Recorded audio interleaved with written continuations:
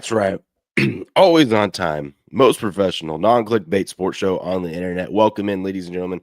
This is Game On. This is your Sports Morning Espresso Shot. I'm your host, Will from Game On. He's Cricket from sportspicks.locals.com. My voice is no better today than it was yesterday.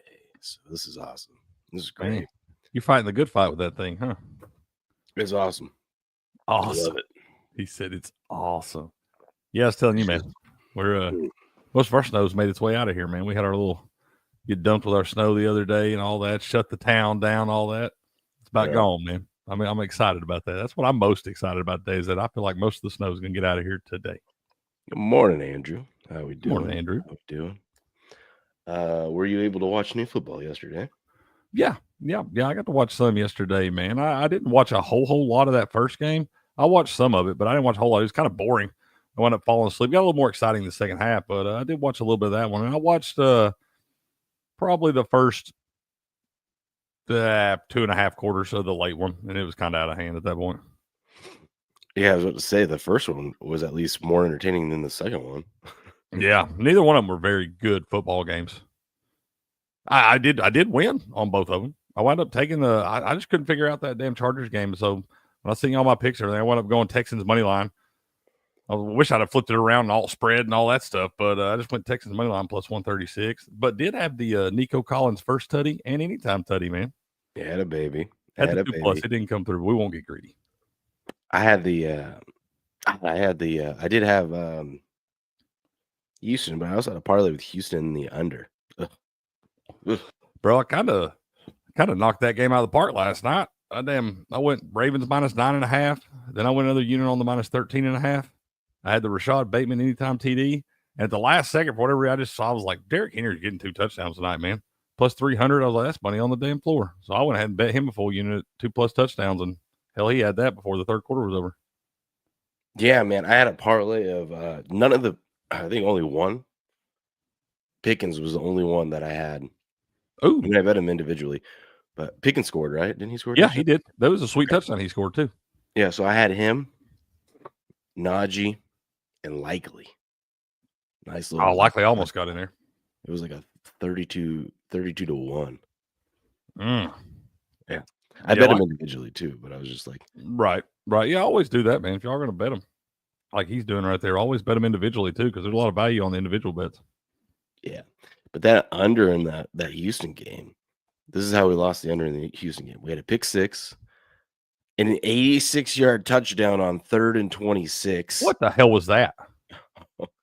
It was like the same, in Madden, when you like just have your guy dive out of the way. Yeah. Actually, so there's the wrong button, spaz out. The corner underneath and the safety over the top. The safety over the top, instead of coming up to help, it's like he didn't see the ball and he went the opposite direction. And then it was like, oh. So once Ladd shook the first guy off of him when he caught the ball, there was no one behind him. He probably didn't see it because it was a damn laser. Yeah. That ball that Justin Herbert threw, that was in people don't realize he just threw that damn thing like 40 yards on a fucking line, just a missile with an NFL football. I was like, when I saw that throw and he caught it, I was like, that's what should have happened. With that throw, that should have been an 86-yard touchdown. Mm-hmm. And then there was a blocked extra point for 2 that went for 2. That was a weird, but yeah, right. And then they were just trying to close out the drive, and Joe Mixon scores a touchdown. Yeah. Like, come on. And the Chargers, just when you thought they were going to try to get back in and get the 86-yard touchdown on 3rd and 26, whatever, and then and then what about it getting blocked and Dicker the kicker not knowing the rules? Yeah, exactly. He like jumped up and swatted it down or something. I'm like, bud, that's a live ball. I was wondering what he was doing. I'm like, if it's past the line of scrimmage, if it goes past the line of scrimmage, apparently you can bat it down and it's a dead ball, whatever. But it's behind the line of scrimmage, that's a live damn ball. And he just like smacks it right into all their players. He got lit up too. He got blasted on the plate. I'm like, dude, this is why you're not a Pro Bowler. Man. Yeah, I know just catch the ball and fall down, bro. Let somebody touch you. Yeah, or catch the ball and score it. Right? Yeah, or be a grown man. Just run through those guys. I know, pussy. Anyways, we're going to get into those games. We're going to preview this game, and then I'm going to show you a lot of John Gruden clips because he had himself a day yesterday. It was funny. It was pretty funny. We love John Gruden. First, we'll say hello to our friends. What up, B. McCormick? Good morning, Mont. Good morning. I was going to say good morning B. McCormick again. There you are in Sports Picks, and Mont again, and Heavy Steps, and B. McCormick, and Blue, and B. McCormick, and Blue. Username one time, B. McCormick, and Blue. Good morning, everyone. Good morning. Good morning, you beautiful people, man. You beautiful. I missed the 2-tutty Henry. Money on the floor. Yeah. It was one of those games you Yeah. felt like Baltimore was going to get out to a lead, And I was like, they're going to have to feed this monster. They really didn't even have to get out to the lead. They just started feeding him right off the rip, running wildcat formations and everything. That dude was on a mission last night. But it's like, if they get out to a lead, they're going to try to run the football, and Derrick Henry's probably going to pop one of these 40-yarders, and he's going to get one from inside the 5 where they give him the touchdown. And hell, that's damn near basically what happened. Look at this. John Gruden went on a walk with Frank the Tank, and he said the ladies were all over him. Bro, is that Frank over there to the right? Yeah, taking photos with the girls. Jesus, look at that man. He looks incredible, bro. Mm-hmm. Compared to what he looked like this time last year? He's in the blue. Oh, okay. I thought this dude over here was him. Okay, now Frank. I mean, still Frank's lost a lot of weight, but I thought this one dude right over here to the right in the black jacket and the gray pants, I was like, that can't be Frank, is it? No, Frank's out here taking photos with the girls. Okay, Frank. Man, what a flirt. So proud of him. Proud of him, for sure. Who was it? I was going to show you. Oh, my God. This was funny, Crick. It's 12 minutes. We're not going to watch this, but the whole thing, but watch some of this. Clap your hands if you're with me. Big T, you're the left tackle. Who's the left guard? I need a volunteer. Right. Left guard right here, Spider. 3 claps if you're with me. Spider. Who's the center? You're the center. Big Thank you, center. Let's go. It might as well be Dwight Stevenson. I want Frank the Tank. He's the center. Yeah, everybody got it? Now, who's the running back? There you go, right here. Let's go, Jacob. Okay, now, you're going to be offset. I'm going to have to help you here. When we call 72 protection, you go to the left. If I call 73 protection, you go to the right. You just got to remember this. That's why you're getting paid the big bucks. The formation is snug right. Everybody got it. Yes. The play is 72. That's the protection. All that matters is Frank the Tank, my running back and a quarterback got to know. The play is 72 double bench. Knock on wood if you're with me, everybody. Okay. The Z. I could sit and listen to John Gruden talk football all day long. Oh, my God. He breaks this whole thing down, dude. Defensive end. He's going to fuck him up. He's probably going to use his left flipper. You're going to flip the shit out of him. You're going to run a flat. Everybody got it? I'm calling this play for cover 2. I'm expecting Buffalo to be in cover 2. And we're going to high-low this corner right here. That's what we're going to do. If that corner sinks underneath the bench, where are we going to throw the ball? Throw the ball flat. What if this flat defender, he tries to cover that? What are we going to do? Throw the bench. We're going to high-low that corner. 3 claps if you're with me. Now, running. I love this, bro. I could sit and listen to John Gruden talk football like that all day long, literally. I love that. Watch this. And then he gets him to actually go out and try to run it. Here we go. On 1. Ready? Break. All right. On 1. All right. We're running 70. It's going to be a catastrophe. Snug right. It's snug right. No. All right. Hold on. Snug right. 72 double bench. We're going to kill it with 300 jet sticky on 1. Ready? Break. Stand. All right. Let's go. We got a clock. Called it well. We got a clock here. Number 2. Set up. Blue Jesus Christ. He's going to say blue 81st. Man. Oh, man, dude, they have Where fun. are they? Right. Is this just like their Barstool facility? Yeah, it's one of them. God almighty, we got to get famous. Oh, you think that's cool? Look at dude, perfect. Have you seen this? This is DPHQ3. Let's go. They raised like what, $100 million or something like that for How this? you raise $100? Here we go. Oh, I got you. Oh, this is these crazy dudes that do all the trick shots and stuff, ain't it? Yeah, they built a compound, $100 million compound where they could do $100 million? Well, I don't know if it costs that much, but They raised that much money. I mean, they got a bunch of crazy shit. Look at this stuff, though. Dude. Look at all that. And they got a full gym over there. I ain't gonna lie. Those guys' videos are really cool. They are really cool. They are really well cool. deserved. That's all I'm saying. Is well deserved. Yeah, some of the stuff they do blows my mind. Oh yeah. Look at this. Practice your field goals. They got a full basketball court. They got a pickleball court. What's up here? Let's do fun, crazy shit. bro. Oh, I'm telling you. yeah. We ever get some real money, they in trouble. Everybody. Never grow up. Never grow Go up. here, you never get to grow up. That's Neverland right there, man. Let's go. Yeah, dude. But one day, Craig, that's the goal. You see this guy? This is hilarious. $100 to your 20, I can chug a Friday beer faster than you. Patriots.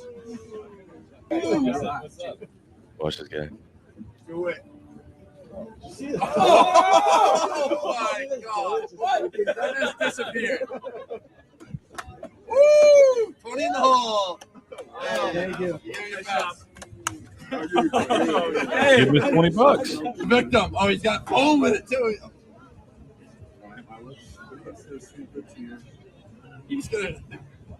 He'll let him go first. Yeah. Oh my God! Oh, Nate. Jeez, bro. That man's gonna be hammered. He's gonna Like make a 10 fortune. beers in the hole already. Like,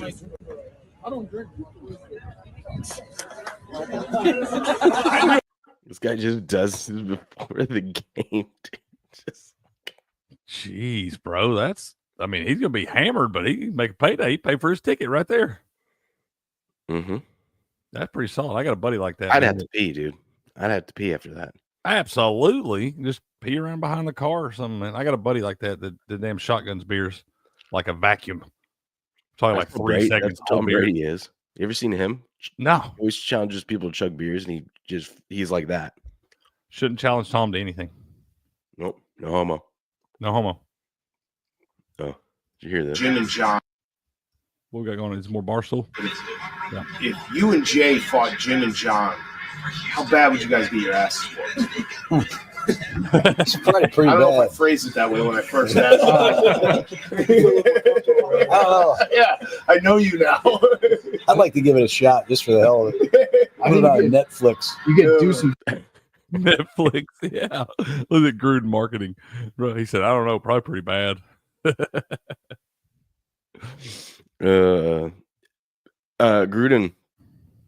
Gruden's got a weird feeling about Denver today, man. Listen, Oh, he no. goes all crazy eyed here.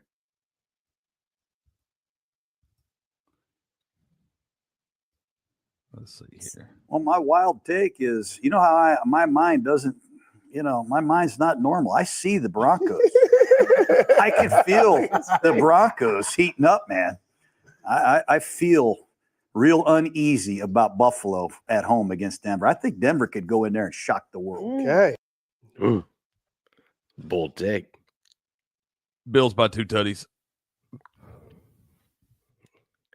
I'm just saying, if the Broncos win today, I know, man. I know. That make me feel better about it. I ain't gonna lie. Yeah, don't make me Broncos feel win today. Ooh.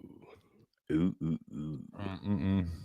He Part might of have me the just script. thinks it's the respect he has for Peyton because they or not coming up together, but coach together somewhat, in the league at the same time. Gruden was already established by the time Peyton got Oh, there. you talking about Sean Payton? Yeah. Yeah. Yeah. Well, But then again, I got a weird. This is my weird gut feeling about it. Obviously, I think the Bills are going to win, but Crick, but what? the whole. I think there's going to be some karma or some funny business from that whole Josh Allen came out, took one snap last week, and that was it. You know what I mean? Oh, you're going the karma angle. It just something feels weird about it. I don't know. I know. I don't know, man. I'm putting a lot of my faith in that guy today. I feel like he got something to prove. Josh Allen. The Bucks were originally supposed to play tomorrow, right? No. Really? Yeah. No. It's been all along. We've been set for the Sunday night game.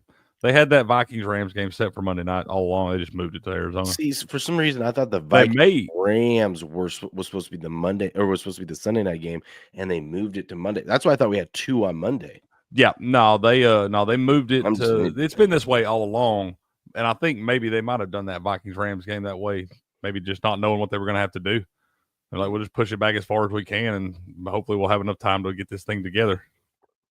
Yeah, for some reason, I thought the Bucks were playing on Monday night. We played Monday night last year against the Eagles. We played the Monday night playoff game or whatever last year. That's probably what I'm thinking of, because I'm so dialed in and locked in, Yeah, well, I'm just telling you that's what happened. We did play that one last year, but yeah, no, they've had us on Sunday night the whole time this year. All right. Well, let it slide this time. Gruden is a fan of the Nickelodeon games, by the way. Did you see what Mike Vrabel posted? What did he say? Just this right here. The clip of Darth Vader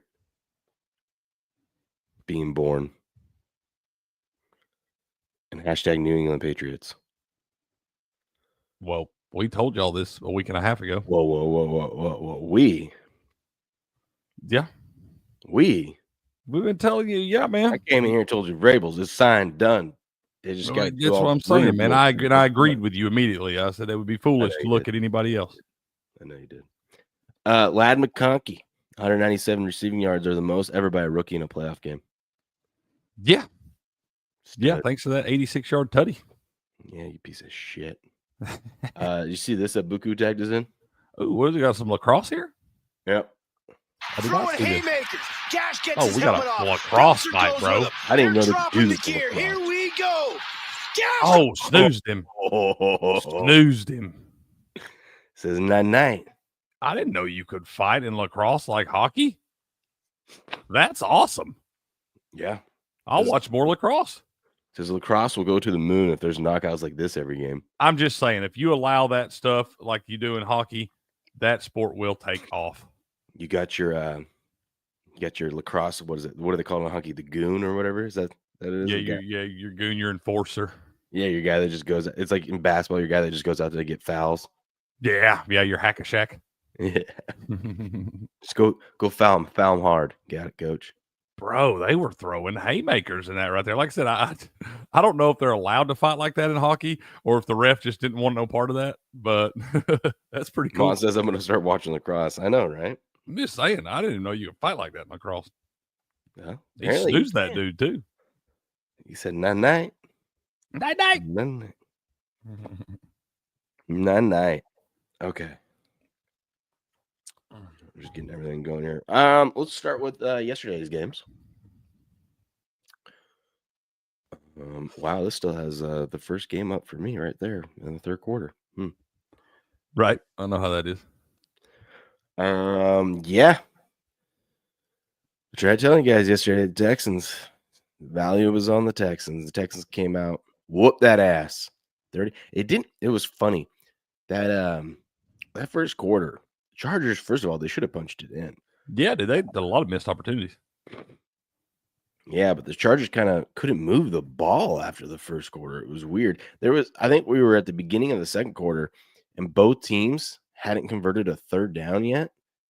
They were like both 0-3 or something like that. It was a weird start to a game. Could definitely tell it was a playoff. You know why I think it was weird is because it was the middle of the day and you could see the light coming through like part of the stadium. You notice that? Like that at the beginning of the game, that was hard to watch for a few. That's what I'm saying. I imagine that's pretty hard for them to play in. It's like distracting. You couldn't even see the ball. I feel like you just saw a dude running. I'm like, oh, I guess he caught it. Yeah. Yeah, that was weird. Yeah, Texans defeat the Chargers 32-12. I don't know. I don't want to say it was like a crazy impressive game from the Texans. They looked better than they have looked in the last month. They did what they had to do at home. Same thing they did last year. Now they're going to go up and play, more than likely, unless there's an upset today, they're going to go play Kansas City and get shellacked, and Kansas City's going to have a cakewalk into the AFC Championship again. But good game. Mixon was back. Mixon looking like the old Mixon, even though he had some terrible calls against. I mean, not against him, but he didn't have that great of a game. You look at it, he gets 106 yards and a tutty, but he had a big fumble. He had a big personal foul on him. It was very sloppy. He got half those yards in like 4 carries. Yeah, half those yards came in the fourth quarter. I know. I had his under rushing yards under 71.5, and he's sitting at like 40 something with about 10 minutes left in the game. And I was like, the only thing I was worried about is that they were up, and I was like, damn it, they're gonna have to. That was part of my handicap, is I didn't think they were gonna be in a big enough lead to have to run the football and shorten the clock. So I was like, maybe his carries go down some. When I saw they were in the lead, I was like, shit, they're just gonna feed him, try to run this clock out. Yep, smart move too. Justin Herbert played terrible. He's 14 of 32, dude. there was next time we got to start doing this. I was thinking about this yesterday. So before the game, they're putting up these stats about Justin Herbert has gone like 250 passes on the road without throwing an interception. We've got to. He went like 250 passes on the road without throwing an interception. I knew he had a long consecutive streak at one point. That's why I started betting his interception. I didn't realize it was that long on the road. Well, we gotta start not just betting one. We gotta go 1, 2, 3. I'm not saying go Ladder it. 4. 4 was insane, but you gotta go 1. Because how many times do we see that thing snaps? Right? He snaps it, and then I feel like they always throw 2 in that scenario, at least. A lot of times they start trying to press, man. If you throw that one, you put your team in a tough spot. They start trying to make some plays with their arm. Things like that. They start squeezing some balls into some windows that they normally wouldn't throw. Like that throw that he got that 86-yard touchdown pass on. If they're not trailing and he's already got 2 or 3 picks, like he probably doesn't even try to throw that ball. Yeah, no. Terrible game from him. Not a great day for Justin Herbert apologists. It's just something weird. It's like, God, he's got all the tools. Now I know he doesn't have hell, he's got his best receivers. That's rookie, what I'm saying. Rookie white guy from Michigan. You got a little Cooper Kupp clone there. That's solid. He's from Georgia, by the way. But Georgia. yeah, he's he's like a little Cooper Kupp clone. But you got to get some more weapons around this guy. I love J.K. Dobbins and all that. But we know the injury history, and you don't really want to put a shit ton of miles on that guy early on in the season. So you need another running back to help counteract that, and you got to get another pass catcher out there because Quentin Johnston ain't it, bro. Dude, he's not. He didn't have a catch at all yesterday. He dropped a couple, like as his tradition. Yep, he's a bum. Get him out of there. Worst first round pick ever. What was I gonna say? J.K. Dobbins couldn't do shit yesterday. I needed him to score a touchdown. Did you see that little sequence there after they went down? They were down. I think it might have been they kicked the field goal, made 3 scores, but Chargers come back out. I think it's what set up the 3rd and 26 actually. But those two, the one play where they just let Will Anderson hit Herbert where they didn't even block him. No, I didn't see that one, but I did see that Herbert was getting hit. But Will Anderson was getting his hand on Herbert's arm. I don't know how many different times. He like slapping that ball around. That dude's a grown man too, but there should never be any scenario in any spot that you don't at least get a hat on Will Anderson. That dude should never be free running at your quarterback.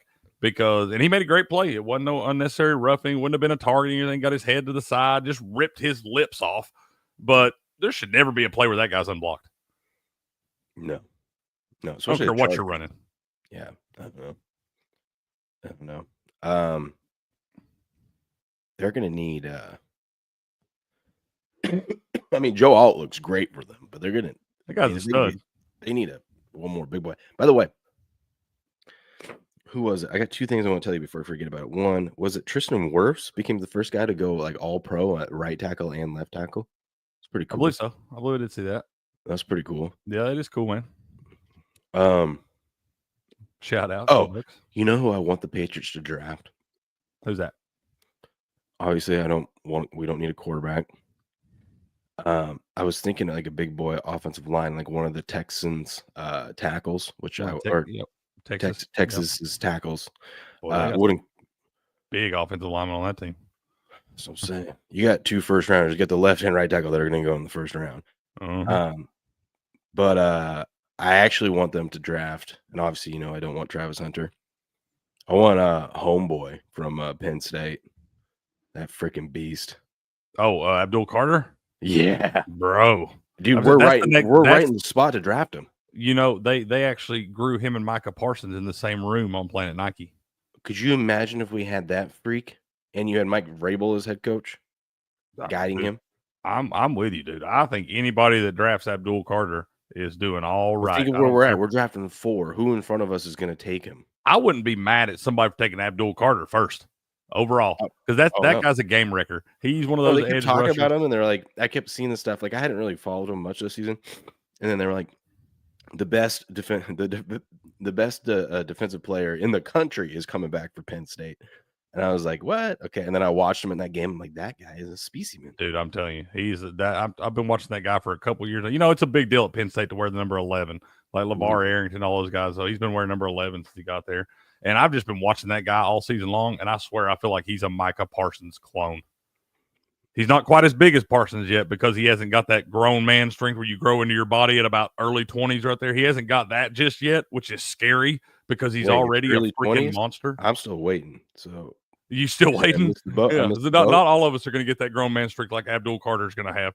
So I'm just saying that guy right there, you could take a chance on a first overall pick with that guy because he's going to be an absolute game wrecker.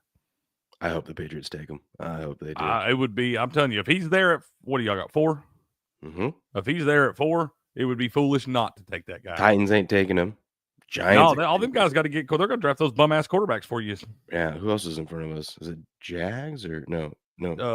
Was it, let's see, first overall is the Giants, correct? No, Titans. Titans. Okay, Titans and then Giants and then Jags, I think, then y'all. I believe is what it is. Yeah, I think that's the order. Jags might take him, actually, now that I think about it. Shit. That wouldn't be a bad dude. That actually, what is the other dude that came out of Georgia a couple years ago that they took really high? Is it Trayvon Walker? Mm-hmm. Is that you put Abdul Carter on one end, Trayvon Walker on the other? That's pretty nasty too. Yeah, they'll probably take him. Damn it! Now I thought about that. If they do that, then y'all should take Travis Hunter, dude. I'm telling you, put Christian Gonzalez on one corner and Travis Hunter on the other. I'm telling you, dude, both of those. And you also, if you do Travis Hunter, you add at least a weapon because that guy right now is better than all the wide receivers you got. Well, I don't disagree there, but I say no because if we don't get Abdul Carter, I want one of those Texas one of those tackles. I don't know if you'll draft him that high. I'm not saying it would be bad. I just don't know if you will. Well, you can always trade back. Yeah, that would be the smart play. If you don't have your you guy, drop back 5, 6 slots or whatever. Because those dudes will probably still be there. You're going to get one of those. One of them's going to be there. You know. Yeah, one of them will still be there. Maybe both of them. You might get your pick. Yeah, dude. If we could get that left tackle from Texas, big old boy. That's more important. We got to protect the quarterback. You know. That's cool. 100%. It's nice having 2 lockdown corners. Doesn't do you a whole lot if your offense can't move the ball. I agree with you, man. You see the teams that are pretty successful are the ones that really take advantage of those picks they have from like 4 to 8. You have somebody like the Falcons who could have traded back, probably still got Michael Penix last year, but took him at 8 and cost themselves a lot of value, and they're going to be this shit Falcons forever because of it. But you look at some of these teams, you know, like the Chargers here, taking Joe Alt in one of those spots, whatever, and it winds up, you know, usually producing a playoff team because it's so important to have that big guy on the left side. You should, yeah, dude. Joe Alt was a great pick for the Chargers. You should, in the dog days of summer, we should do an episode one day on let's look at all the picks that the Falcons have taken in the top 10 and see how terrible they are. Oh, God. The reason they'll be in football purgatory forever. And the Michael Penix one isn't because Michael Penix is a bum or anything like that. It's because they just wasted value. Yeah, you wasted value. And then you got the Kyle Pitts one. They took at 8 as well. God, that's not even. I mean, I didn't think that was a terrible pick. They just don't know how to use that freak. Yeah, but also, I don't think. I mean, was anyone going to take him that high? No, that's what I'm saying. You could have got him at 15. Yeah, that's what they do, man. The fact it's like they freak out, man. They get on the clock and they're like, "We got to have our guy." Doesn't matter. That guy's not going for a whole other round here. We don't want to do that. We don't want to be competent. Yeah, the Falcons are an anomaly in themselves, man. Sorry, we went off on a little tangent there, but I had remembered these things and I meant to mention them yesterday, and I'm like, oh yeah, yeah, no, you're good, man. I like those little. But yeah, good game. I don't know what do you take away from the Texans I guess I should start here. Millie Goats had a good thing. So you know, this race bait, clickbait, and shit that we get, and all these ESPN reporters, and RG3 is the freaking stupidest guy on the planet. Yeah, he's on my damn nerves. Yeah, he's just saying shit to get clicks now. He just says the shit. He wants to be the guy everybody loves, and he's trying to be the fan favorite and all this different shit. He's trying to do all the woke stuff for everybody. He's on my damn nerves. Yeah, because obviously there's a bunch of Herbert apologists out there. There's the memes now that said, "Dad, tell me what it was like. Tell me what the potential like was Justin Herbert? What was it? Was Dad? How good was Justin Herbert in a hypothetical situation? Because it feels like there's always something. The Herbert apologist, there's always something. It's like, look, he has no weapons. He doesn't have a coach. He doesn't have it's always like we're waiting for Herbert to take the damn next step, and he hasn't taken the next step. Who knows if he ever will? He may not be that good. He's got all the tools. Yeah. Let's clarify that. You very important that we say you said that good, meaning the next tier up. Right. He's still good. He's a starting quarterback in the NFL. Yeah, he's good. He's better than your average quarterback, right? Yeah, but he's not. I'm talking. We're like, we need you ready to take the next step to the Mahomes, Allen, Lamar, like that. Burrow. You want to get in that. He's making the playoffs, but he's not playing any championship games. He's not. He hasn't done that thing where he, like a Mahomes, when his team needs him to make plays. To win a game. He just puts him on his back. He doesn't have that gear, I feel like. When Josh Allen needs to take over with his legs, he hasn't done that. That's why they thought that, that's why that guy, he's got all the physical tools and all those things, but he was kind of that guy at Oregon. You would see a lot of spots in those games where they'd be in trouble and he'd just kind of take over, make some incredible 65-yard throw, drop it in the bucket and things like that. He would do that back in the day.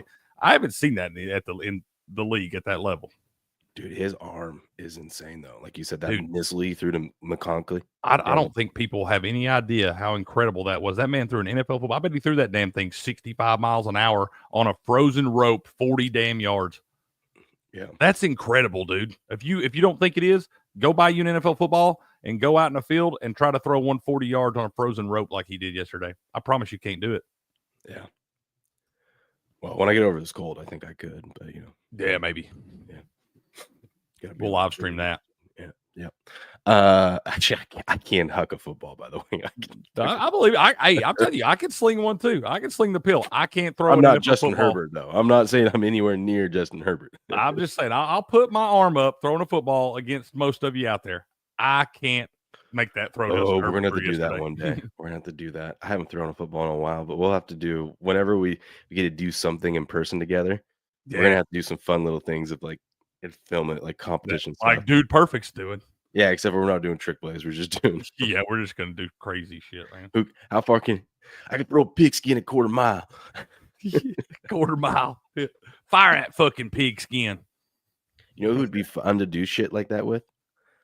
Who? Which one day, if we could ever make it happen, just have Gardner Minshew pull up on his fucking traveling bus and just hang out with them for a day doing shit like that. Dude, that would be freaking awesome. I'd be in heaven. Robert Griffin III. Dude is just. What'd he say? He just wants clicks, man. He goes, the national media better hold Justin Herbert accountable for his playoff performances like they do Lamar Jackson, Dak Prescott. And our guy Millie Goats, shout out, went semi-viral. I'm proud of him. It reminds me of when I went the last week or whatever for my comments. Yeah. He says, y'all worried about putting down Herbert instead of lifting up Stroud winning in the playoffs, which is true. It's like, dude, you want to focus on race and you're trying to say, look, you guys put down Lamar Jackson and Dak Prescott. Why aren't you praising CJ Stroud for a great performance? Dude, that's the perfect example right there. That's how you know these people are just after the bullshit and stuff, because you have the perfect example right there where you can praise one of your black quarterbacks, build them up and all that stuff. And all you want to do is throw shade at the white guy.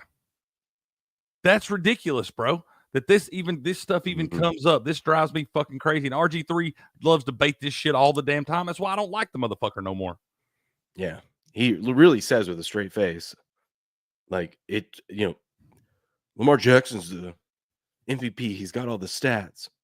And literally there's clips of him that everyone pulls from last year. Where he's like, MVP isn't all about stats. Lamar Jackson is the MVP. He might not have the best numbers, but he's the MVP. It's like, bro, what are we doing?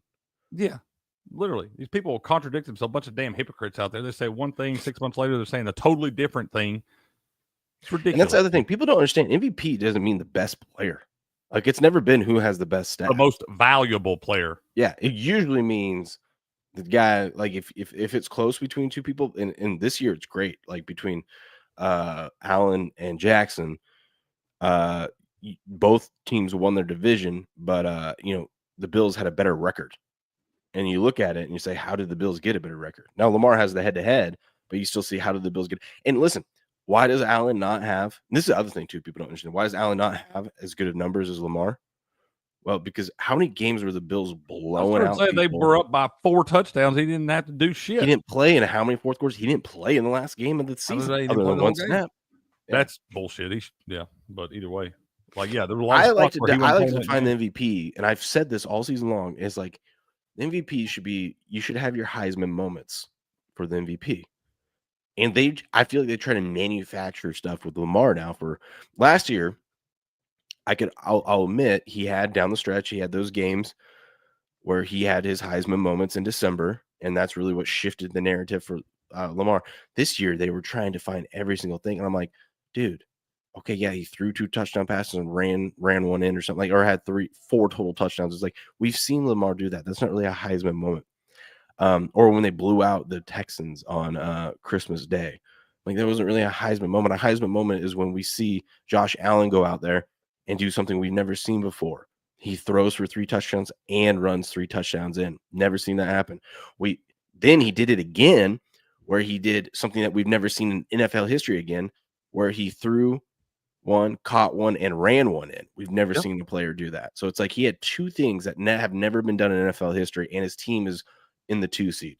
That's an MVP. And Andrew makes a great point there, and he's doing it with no Pro Bowlers beside him, man. Mm-hmm. I mean, it's like, come on, what are we doing here? I don't know. I think James Cook is better than Derrick Henry. What? Okay, you just kidding. You just being facetious there. I was like, I'm sorry. Dude, I feel like I watch Derrick Henry run all the time, and it scared me. I love watching Derrick Henry run. I think he's a monster, dude. I love watching that guy play football. And every time he gets hit, because people bring the wood when they're damn going to hit Derrick Henry. You got to. And they hit that dude hard over and over and over again. I keep thinking, damn, he's going to hop up kind of limping, kind of grimacing or something. That dude hops up like he's ready for Sunday brunch after every single one of those massive hits. Bring gas. Hey, bring gas. 100%. That's what he said. That's how he gets up. Every time he just got this normal look on his face, like he's just at the Denny's. And I'm like, that guy's did you see Lamar? You know how they do the jersey swaps at the end of the game stuff? And still do that. If you ask for a jersey, you want the one the guy wore in the game, right? The game you played against him and all that stuff. Mm-hmm. He's trading with somebody, and I don't know who it was. He had his shoulder pads off and stuff. He's trying to, autograph the jersey for him and everything. Lamar's people just bring out another jersey. Like Lamar keeps his game worn jersey on. I don't know if he's got a thing where he tells everybody, like, look, y'all get you a jersey and autograph it, but I keep all my game worn stuff or whatever. But like Lamar's sitting there, the dude's taking his jersey off, signing it for him and everything. And Lamar's people just walk up, hand him one in a bag, and he opens up like a brand new jersey and then signed it for dude. And you can see dude kind of looking like while he's signing, like, that ain't the one I wanted, bro. I wanted the one you wore in the damn game. Yeah, dude. I mean, like if it was the Super Bowl, that'd be one thing. Right. But we're talking a wild card playoff game that you played in every year your damn career. Well, it's in his defense, he doesn't win many. Hey, that's true. Games. He doesn't win a lot of them. I didn't think about that. I mean, it's all new to him, Craig. That's true. I didn't think about that part. But yeah, you probably gave him the one from last. He goes, "Don't worry, it's game worn. This is the one I lost in last year." I feel like it's probably something like that. It probably he does this like take all his game worn jerseys from it. But I'm like, I don't really want the one that you wore playing the damn Bengals. I want the one you wore playing us. Like I'm giving you mine that I wore. And I know I'm not Lamar Jackson, but at the same time, I want the jersey off your damn back. If you're getting mine, otherwise I just now if he's doing it because he's going to take that game worn jersey and give it to like a kid or something like that, then okay, fine, dude. That's what I should be. Dude, if I was one of these superstars, I would make a point to take my jersey off, sign the damn thing, authentic, and go give it to like a kid because you know how much that's going to be worth one day. Yeah, that's cool. But could you imagine if Tom Brady even if Tom Brady did it after every single game, or let's just say playoff game, every single playoff game. So there's 35 well, I guess there's more than 35. Every winning playoff game is 35 of them. But could you imagine if he just gave away Super Bowl jerseys to random kids? Yeah, for one, you're never getting my Super Bowl jerseys. But I don't care if it's a kid or not. Doesn't matter. I'll autograph some other shit for you, and here you go. It's worth a bunch of money too. But think about that would change the kid's life. It absolutely would. So would giving him a brand new one signed out of a damn bag that I didn't wear. I would first give them to my kids, and then I'd give them to. I'm sorry, but you ain't getting my damn game worn jerseys unless I played against you and I got your jersey to hang on my wall after with the grass stain. I totally would give mine away. I'd give mine away to kids and change. And just how ecstatic they'd be. I understand that. They would be ecstatic if you gave them a damn brand new helmet out of the gift shop and signed. What do I need my jersey for, Craig? Because I'm telling you, bro, if I played in the NFL and I had one of these things, you would walk into my house and it would be the coolest shrine. I would literally trade jerseys with somebody every single game.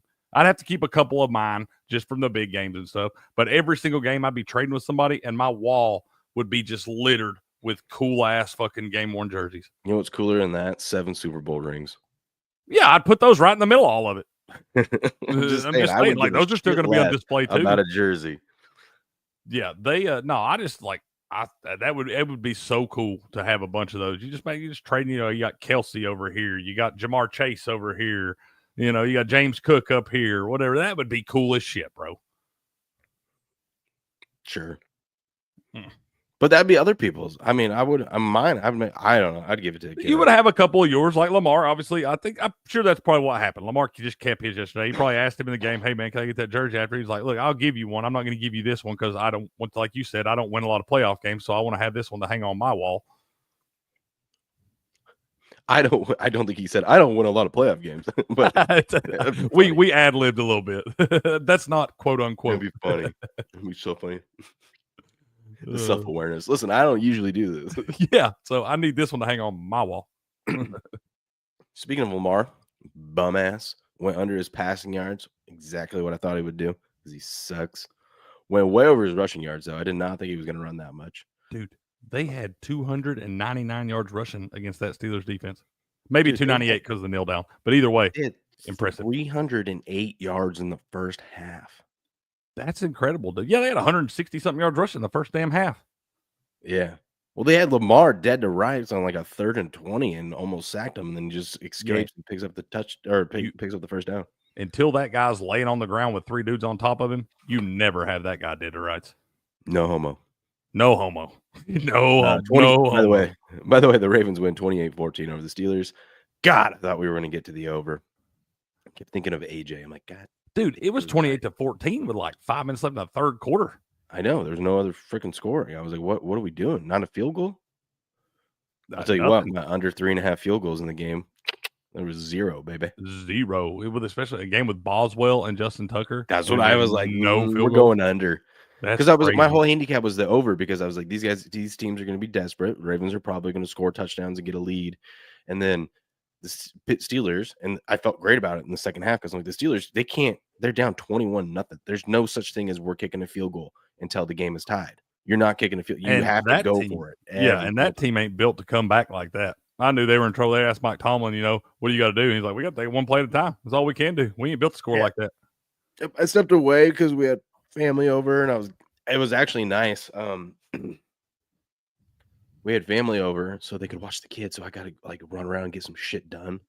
Like I had to move one crib from another room to another, but I had to like take it apart because it wouldn't, like just little shit like that. Or like, this is going to sound crazy, but like putting clothes, like I did a bunch of laundry the last 2 days, but it's like the hardest part is putting the clothes away. Like I had them folded, but like, because that always the worst in part one room, kids sleep in the other, and then when they do wake up, you're busy with that, and you don't have a chance to run up and go put it away.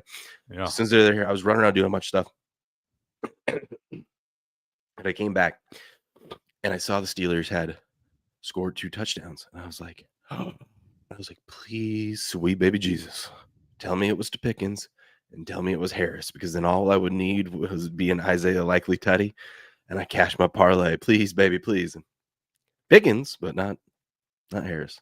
Who was the other touchdown for them? Some dude named I don't remember who it was. Some dude named Frank Van Jefferson. Oh, that's right. It was. I remember now. Yeah, it was a good drive. 9 plays, 98 yards. Dude, yeah, that was the most unlikely drive. Yeah, they had him on the 2-yard line. They punted it down, stoned him on the 2. They drove 98 damn yards. What's funny is I think right before I walked upstairs, that was the last play I saw when they pinned him on the 2. And I go, well, they're not fucking scoring on this drive. And I went upstairs. I was looking for a Ravens defensive tutty or something, man. And they damn just methodically drove down. They made a couple good throws, made a good throw to Mike Williams. Like I said, Russ threw some good balls last night in spots, man. Just not enough of them. No homo. No homo. Yeah.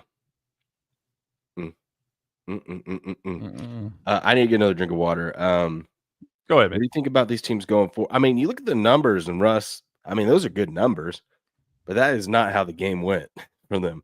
I mean, 2029, 272 T. Do you think they bring do you think they bring Wilson back? And there's a lot of people that are rumbling about Mike Tomlin, which I think is absolutely insane. First of all, I know they've gotten blown out in 6 straight playoff games. You can't get rid of you're at Mike least Tomlin. in the playoffs. You shouldn't even be there. Yeah, like literally those teams coached by the majority of these guys that are coaching NFL football teams right now, if they got those same rosters, they're not sniffing the damn playoffs. And it's Steelers ownership is not gonna. They don't fire. They love Mike Tomlin, dude. Mike Tomlin's given his whole damn life to that franchise, bro. Yeah. So what about Russell Wilson? What do you think? He's there next year? I think they probably do hang on to him. I mean, I don't know. Like, it's not like you have something just to turn to in Justin Fields. I mean, yeah, I know he played well early on the season. They were 4-2 when Russ came back, but at the same time, that didn't give that offense any electrifying characteristics when Justin Fields was in there. He had the element of the run, but he doesn't throw the ball as well as Russ. Russ obviously is not the athletic guy he once was with his legs. He still makes some plays, but he's not the guy he once was, obviously. But I don't think either one of them give you a great chance to really better this season, man. I mean, I think this was pretty much the ceiling for the Steelers this year. You know, you get to 10 wins, you make the playoffs again, won a couple games you weren't supposed to, lost a couple games you weren't supposed to too, though. And then you get to the playoffs again, you wind up getting drubbed in this fashion because this game was never close. There was never a doubt that the Ravens were going to walk out of here with this. The only question was whether they got the cover or not at the end, and that really wasn't even too much of a sweat. So, I mean, I think the Steelers, they had a great season given the expectations coming into it, but I don't know that you're going to be able to make any key moves in the offseason to really propel yourself to the next level. I think George Pickens is an incredible talent, but I think he's a damn head case. I think he's a cancer in the locker room because he's always got issues going on. And then I've seen him in big spots where they need him to make plays, and he drops the damn ball, literally. That can't be your wide receiver one.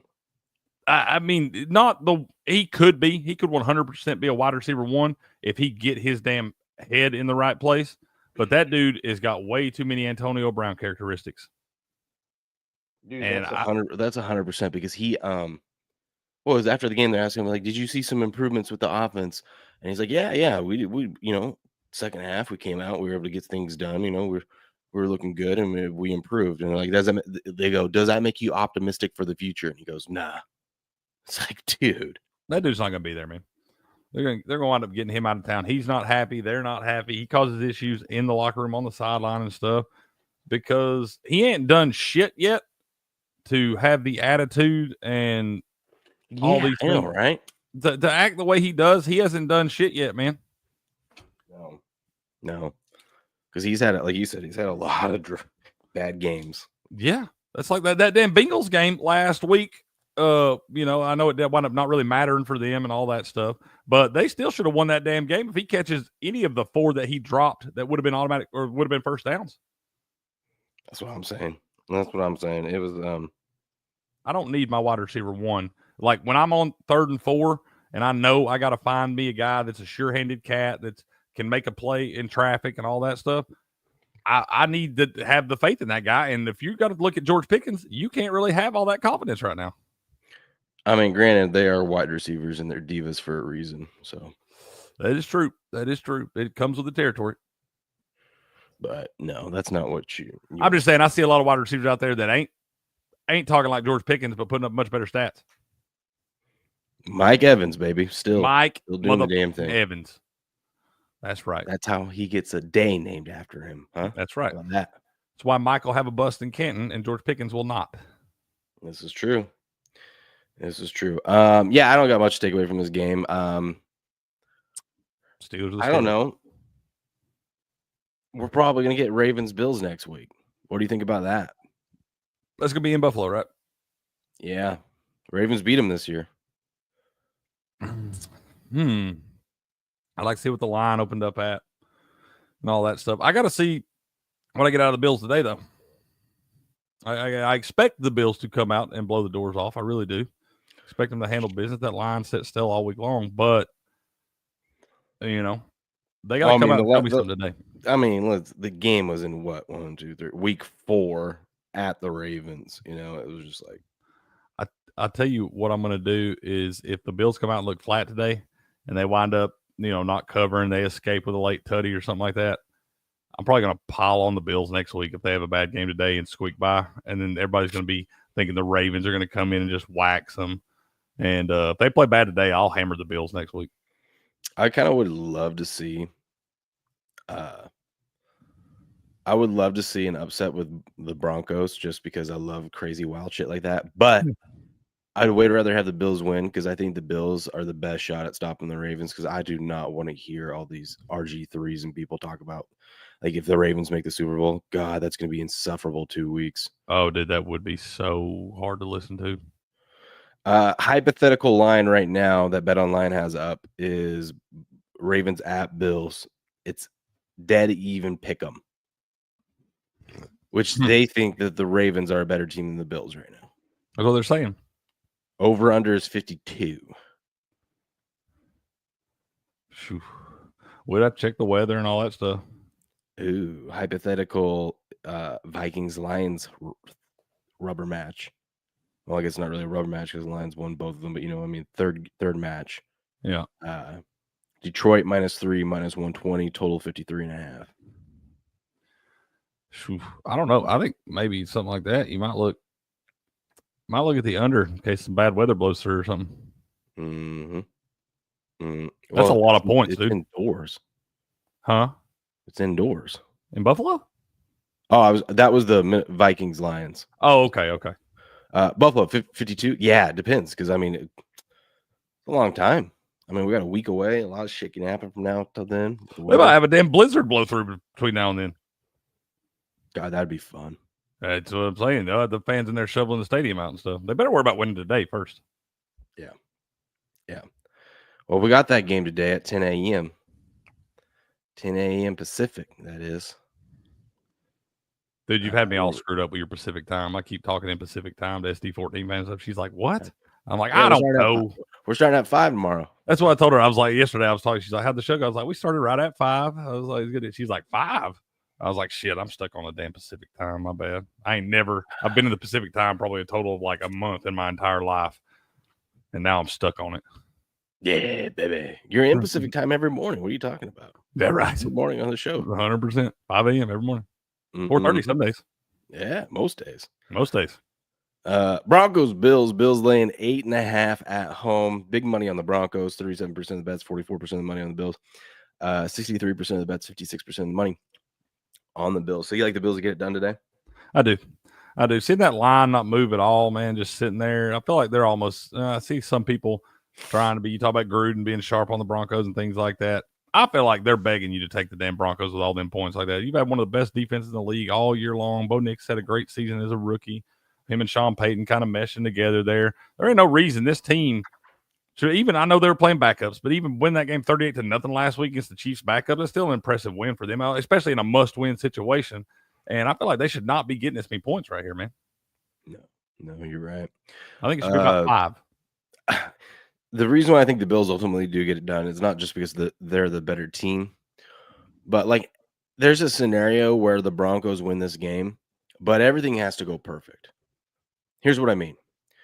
The stats with Bo Nix this season, if they score first and they control the lead, they play great. Like their offense just hums differently when they're playing with a lead. Don't think that's going to happen. It's going to be really hard to do against Buffalo, but when they're playing with a lead, they're doing great.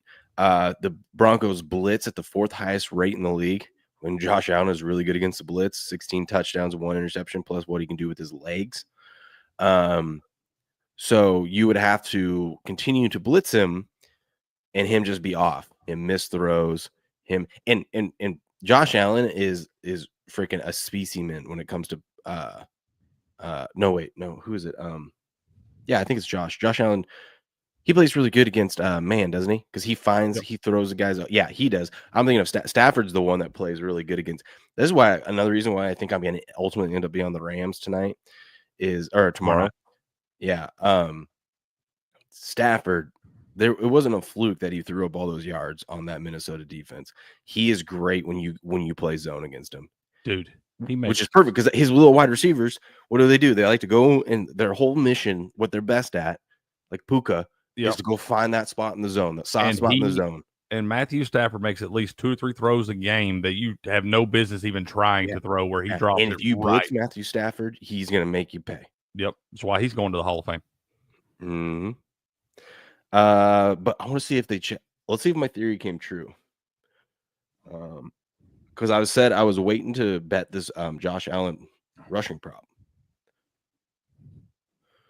You think you still looking at the under in that?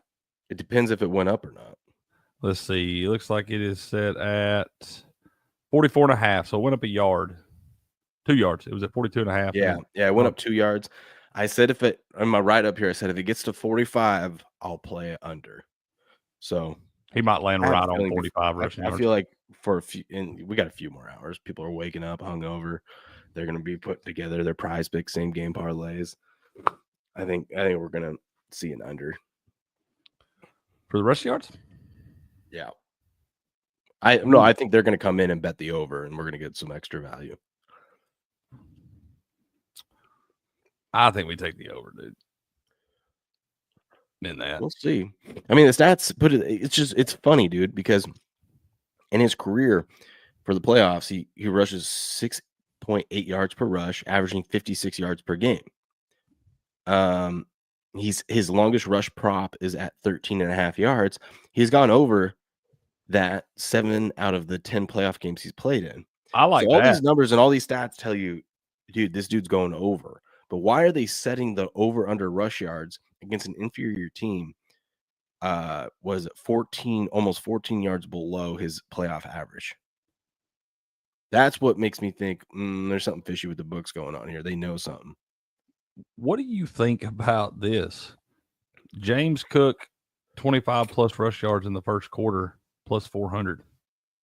Ooh. I feel like they're going to come out. I don't feel like they're going to be slinging it all over the field to start out. They're going to try to set the tone, get their feet wet, get settled in, all that. I feel like they're going to be running the ball more early on. 25, it don't take, especially a guy like James Cook, he could break that in one damn run. Yeah, but here's what's tough. It's like to make that a really good bet, you got to hope Buffalo gets the ball first. So that way they for sure get 2 drives. I mean, not necessarily. They come in and go 3 and out, and they punt right back to him, man. I mean, like I said, he could break that in one damn run.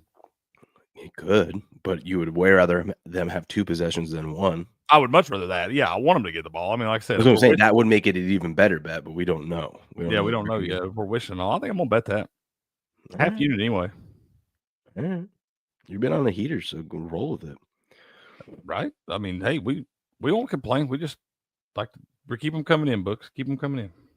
We love it. Yeah. So yeah, when Denver has a lead, Bo Nix has 14 touchdown passes and just one INT when they're playing with a lead. But when they're trailing, he has only 10 touchdown passes and 6 INTs. Who are we talking about? Bo Nix. Bo Nix, what did he have? He had like 29 touchdowns this year. Something like that, yeah. He had some rushing touchdowns too, 4 or 5 of them. But passing touchdowns, 29 of them. Something like that, yeah. How many picks? Yeah. Remember, not that many. I'll look up his stuff. I'll look up his stats real quick. But remember how everyone was praising CJ Stroud's rookie year last year? Bo Nix had a better one? Well, I mean, just think about how great it was. And I'm right there with you, Yeah. It's got to be right there in the same conversation because both teams had relatively the same amount of expectations coming into the season. They were not expected to really be playoff teams. You were getting good value on betting them to make the playoffs. So similar circumstances. Bo Nix had 29 touchdowns to 12 interceptions. It's a pretty good year. Yep. Sacked only 24 times. 3,700, almost 3,800 yards. Pretty good year. You can't be upset about that from your rookie quarterback. No. But remember how everyone was praising CJ Stroud and stuff? He only had 23 passing touchdowns. So I feel like Nix is quiet. I mean, 29 versus 23 is a big deal. And I feel like people are. That's 2 games. No one's talking Bo Nix up like they were CJ Stroud. Probably thanks to RG3. Piece of shit. Can't talk about Bo Nix like that because he's white. That's kind of what I was saying. By the way, if you want to get all these stats and trends and everything, you can go over to gameon.locals.com. I got them all typed up nice and neat for you. That looks good, bro. Putting the work in. Putting the work in for you guys. As a home favorite of a touchdown or more, Josh Allen is 13-9-2 ATS in his career, but he is 23-1 straight up. He gets the W, baby. Oh, is this the spot where we can take the maybe Broncos first half money line, Bills money line for the game? I think you take Bills to cover the first half and Broncos to cover the game. I like that. Yeah, I like that. Or Broncos to win the first half. Or no, Bills to win the first half, Broncos to cover the game though. Or Bill, yeah. Just some fun things like that. I like that, man. I like messing with those little same game parlay. You can do the little same game correlated where it's at. That's the only way you can really attack the VIG. You can't just. I never noticed how much the anti-correlated shit happens until you a year or so ago when you pointed out to me. I look for those all the time now because it's like we see it so much and you don't think about it and you don't really register it. But if you sit back and look and you're like, who would have thought that yesterday the Ravens would have won by would have won and covered, yet Lamar would have thrown under his passing yards. And you take the Ravens alt line minus 13.5, but the under for the game. Yeah. Like shit like that, man. It happens all the damn time. You better start paying attention to the damn NBA when you'll have some guy get a triple double, but his team loses. Yeah, that one's a fun one. Those will always boost way up there. You take Luka triple double, but them to lose the game, and it's fucking money on the floor a lot of times. Especially when they're favorites. Yeah, 100%. So then the underdog ends up winning. Yeah, stuff happens all the damn time in professional sports, especially. So I like. If they're giving me a no sweat bet on DraftKings now, there's no way I'm not putting in some crazy anti-correlated parlay trying to bink that thing. I'm like, you're going to give me my money back to bet again anyway. So I'm trying to pop them. Sporting Electrons says waiting for the next S&P 500 post. I don't think I've done an S&P 500 post in a while. I think that's what you're asking about. Will's a board-certified drug dealer, most pro. That's right. Yeah, you talking about your SP. You still been doing that or whatever? I know you've had a lot going on last couple weeks. My thing against that S&P. Yeah, no, I have had way too much shit going on, but yes, I will get that back up there. It was a rough one. Sick kids and all that stuff, man. Yeah, I barely have enough time to put this stuff out. Like I said, it's a separate whole account than my betting account. So I should be taking advantage of the Wildcard weekend, but I just have had so much stuff going on that I couldn't really get in there today. Get in there today. Put you some in, man. Not gonna happen. Not gonna happen. Just did that right now. Fair enough, man. At least you didn't tease. Because it's not something like I'm sitting down and I'm really looking at these numbers and seeing where the value is and whatnot. Not that I don't do that with these other plays that I'm doing, but it's like a different strategy that I have for it. So I want to not rush it and I want to take the time with it because I want to be right on this. I understand. Well, let's salad and B-berry. That's right, B. McCormick salad. Dude, there is some delicious looking. I have so much food in the fridge. I grilled up so much stuff the other day, and then I went to the store. And we do have a bunch of salads and stuff in there. And then my mother-in-law came over yesterday, brought us soup for dinner and all this other stuff. So I got so much goodies to eat today. Well, let me. I got to grab a refill real quick. I'll be right back. Okay. Should we just wait in silence while Cricket's gone? Don't do that. Here's what we'll do. I think it was awesome. Sorry, whoever's offended by that concept, I don't care. I thought it was awesome. You're such fucking dopes.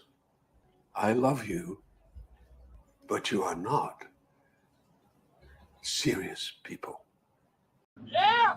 Who's retarded now? Yeah! You got some tickle bitties and you don't know how to swing? Well, I'm here to help you.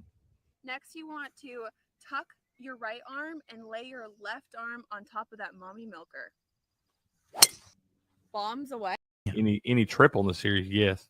I almost want to bet no triple plus 125.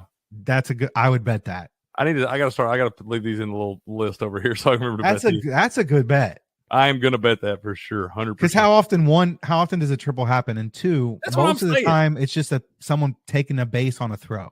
This is my favorite bet in the entire World Series. I do like that. No triples in the World Series plus 125. That's my favorite bet in the entire World Series.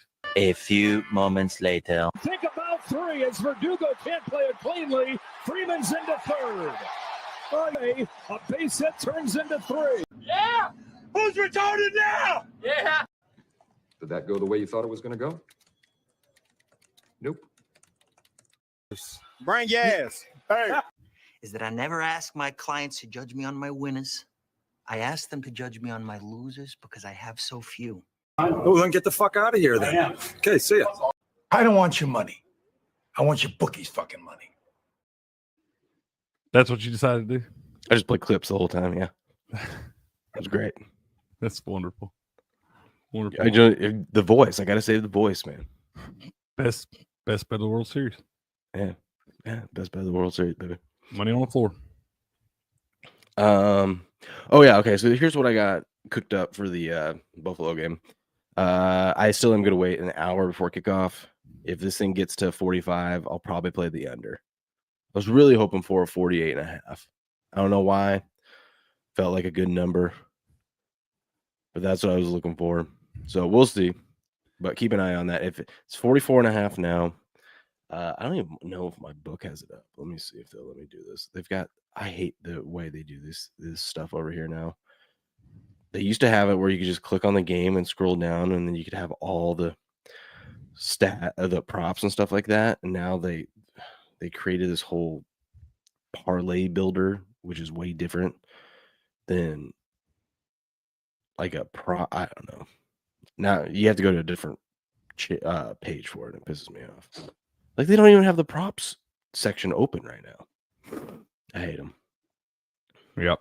But they'll give you the mega parlays. They have that open. Of course they do. You want to know what? Here's the mega parlays they're offering. Hold on, I'm gonna sneeze. I never bet those. Bless you. Thank you. Like this: James Cook 2 touchdowns, Saquon 2 touchdowns, Bucky Irving 2 touchdowns. That one actually was 10. Say it again. Who was it? James Cook, Bucky Irving, and who? Saquon. 70-1. That one is actually. I'm like, okay, that one's got a little life. Yeah, I can see that one. But then you got like until James Cook has 14 carries for 26 yards. But then you got one like this that I feel like should be worth way more than the one that we just read off. But this is only 55-1. Josh Allen 2 passing touchdowns, 1 rushing touchdown. Jalen Hurts 2 passing touchdowns, 1 rushing touchdown. Jaden Daniels 2 passing touchdowns, 1 rushing touchdown. What is that? What's odds on that? Only 55-1. Whatever. That should be like plus 10,000 or better. That should be more than the 70-1 of the James Cook, Saquon, and Bucky. Yeah. 2 passing touchdowns and a rushing touchdown from all of them? That ain't happening. Yeah.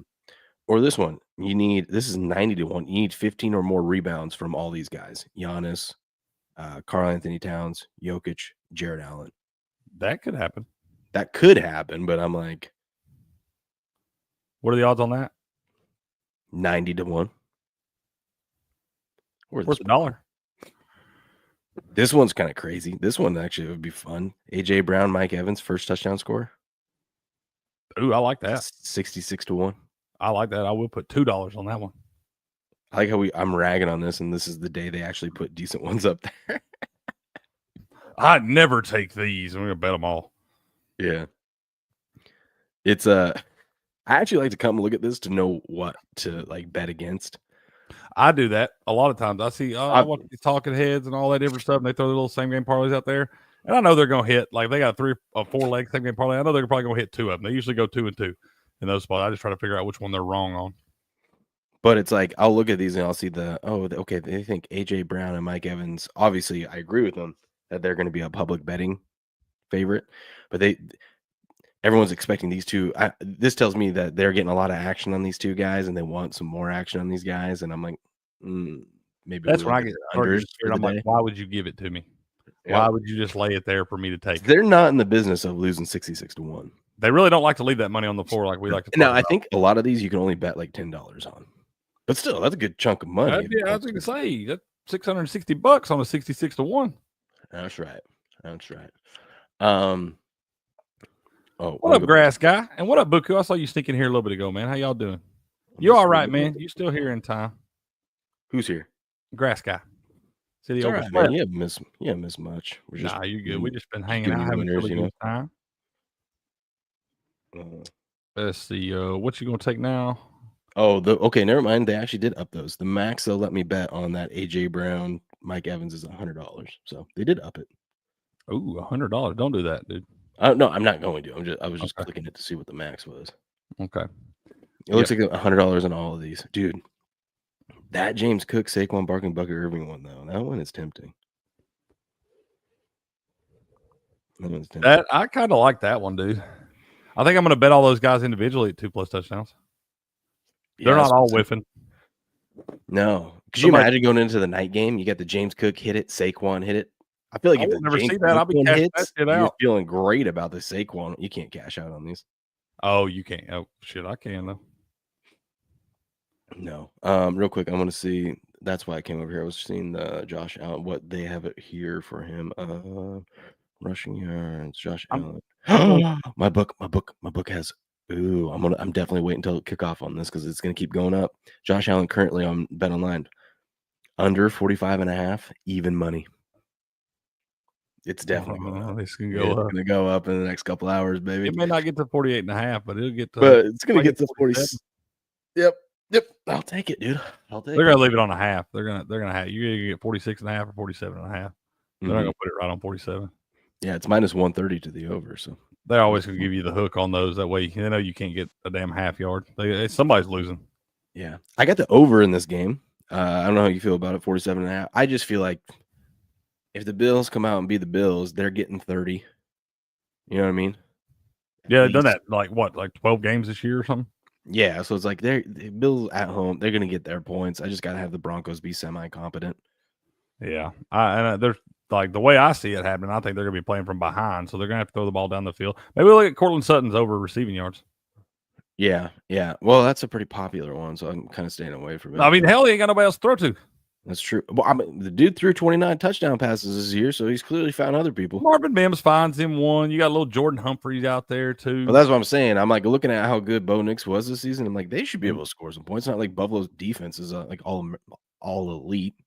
I guess you got to think. Houston defense last night, though. It's like I know, and I said this yesterday. The Houston defense is like underrated.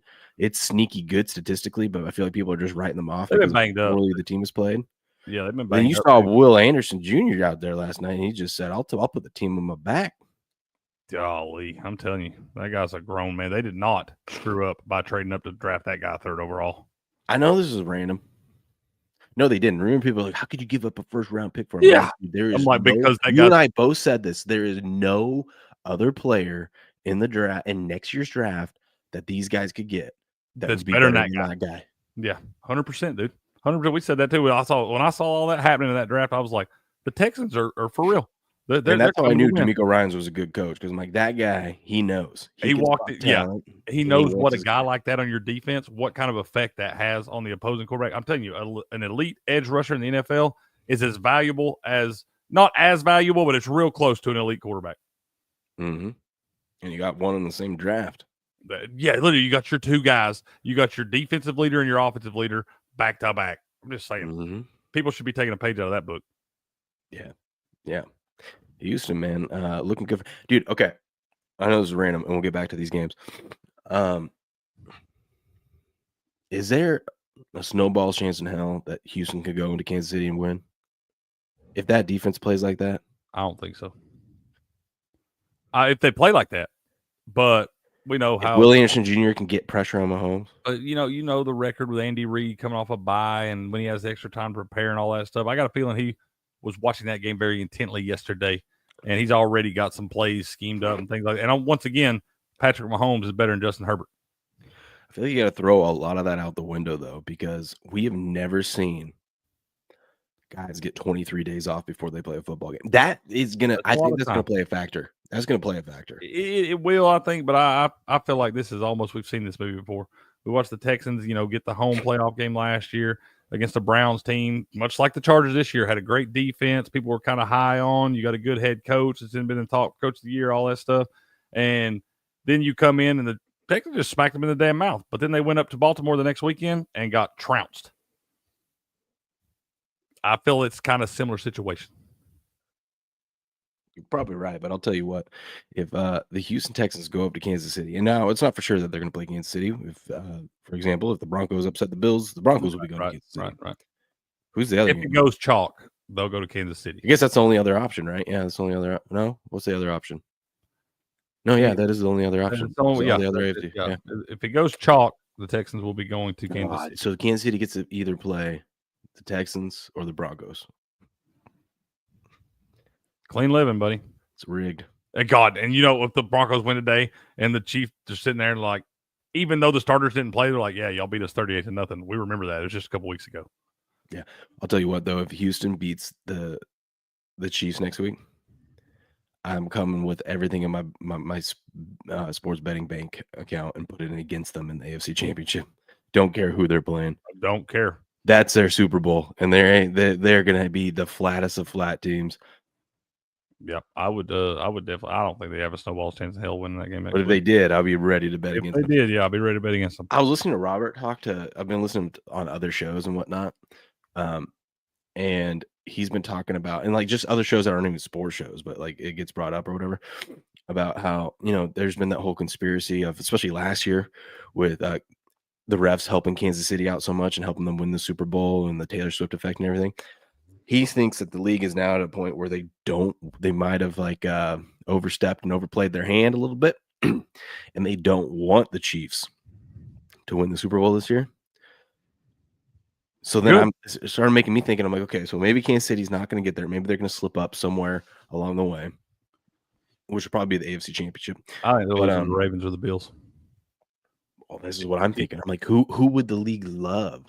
They would love the Baltimore Ravens to get there, right? Because then you've got the RG3s and all them propping them up and doing all this stuff. And I'm like, so it's making me cautious if we get Bills Ravens next week. It's going to make me real cautious going big on the Bills, even though I think the Bills are the better team at home. Like I said, I need to see. I'm just saying we're gonna pump the brake. I might just bet the Ravens, even though I don't like them. I might just bet them just to go, like I did with Kansas City last year. Just bet them because I'm like, yep, the refs clearly want these guys to get back to the Super Bowl and win it. It's true, dude. There's something to all that too. That's my little. Sorry, but the refs have all the control, man. You can call holding on every play. You can call pass interference on a lot of plays. You know how they get with the damn roughing the passer calls these days. So refs can 100% affect, because people don't realize once you get behind the sticks in a drive, once you go behind that 10 to go mark, your percentage of converting that goes astronomically down. So the refs can have all the control if they want it.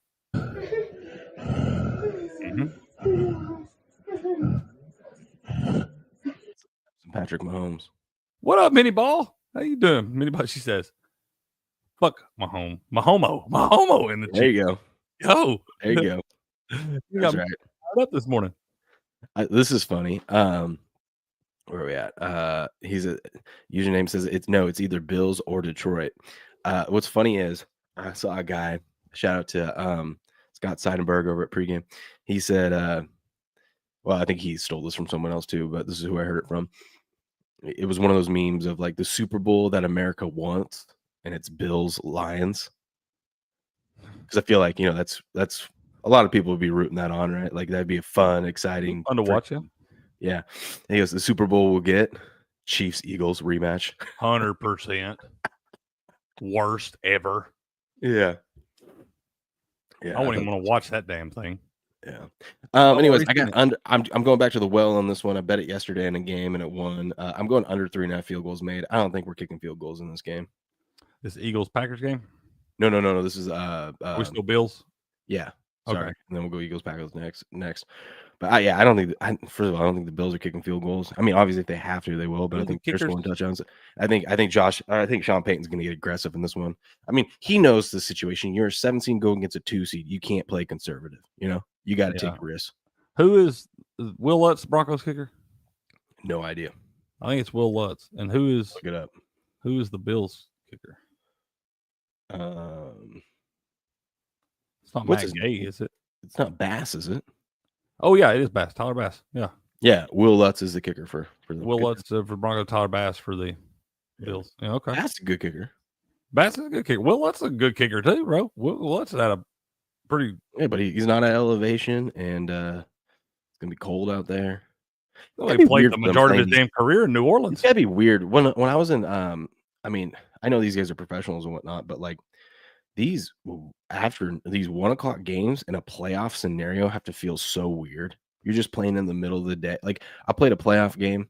Shout out to my high school. My football team is still my class is still the only class to ever take us to the playoffs. We were one Really? of like 4 schools in the whole state had never made the playoffs. Like we made the crossover game, but not the actual 16-team bracket. So your team made you're the first team to do that for your high school. Yeah, we made Bro, it. And that's then we a went and played big this deal. private That's cool as and we went- shit. Yeah, we went and played this private school called Archbishop Murphy, and they just These things happen, bro. Some were teams really- built different, especially at the high school level. Some teams built different. Hey, we were But the only fact that down. y'all 7 you were the first team to ever do that is incredible, dude. That's awesome. That's a cool achievement. Yeah, I thought my brother's team was going to do it after us because my brother, I broke the school rushing as a quarterback. I broke the school rushing record with like 15 rushing touchdowns in a season. Okay. My brother's freshman year, he also started. He was a running back. He started varsity his freshman year too, and he had 35 rushing touchdowns. Yes. Holy shit!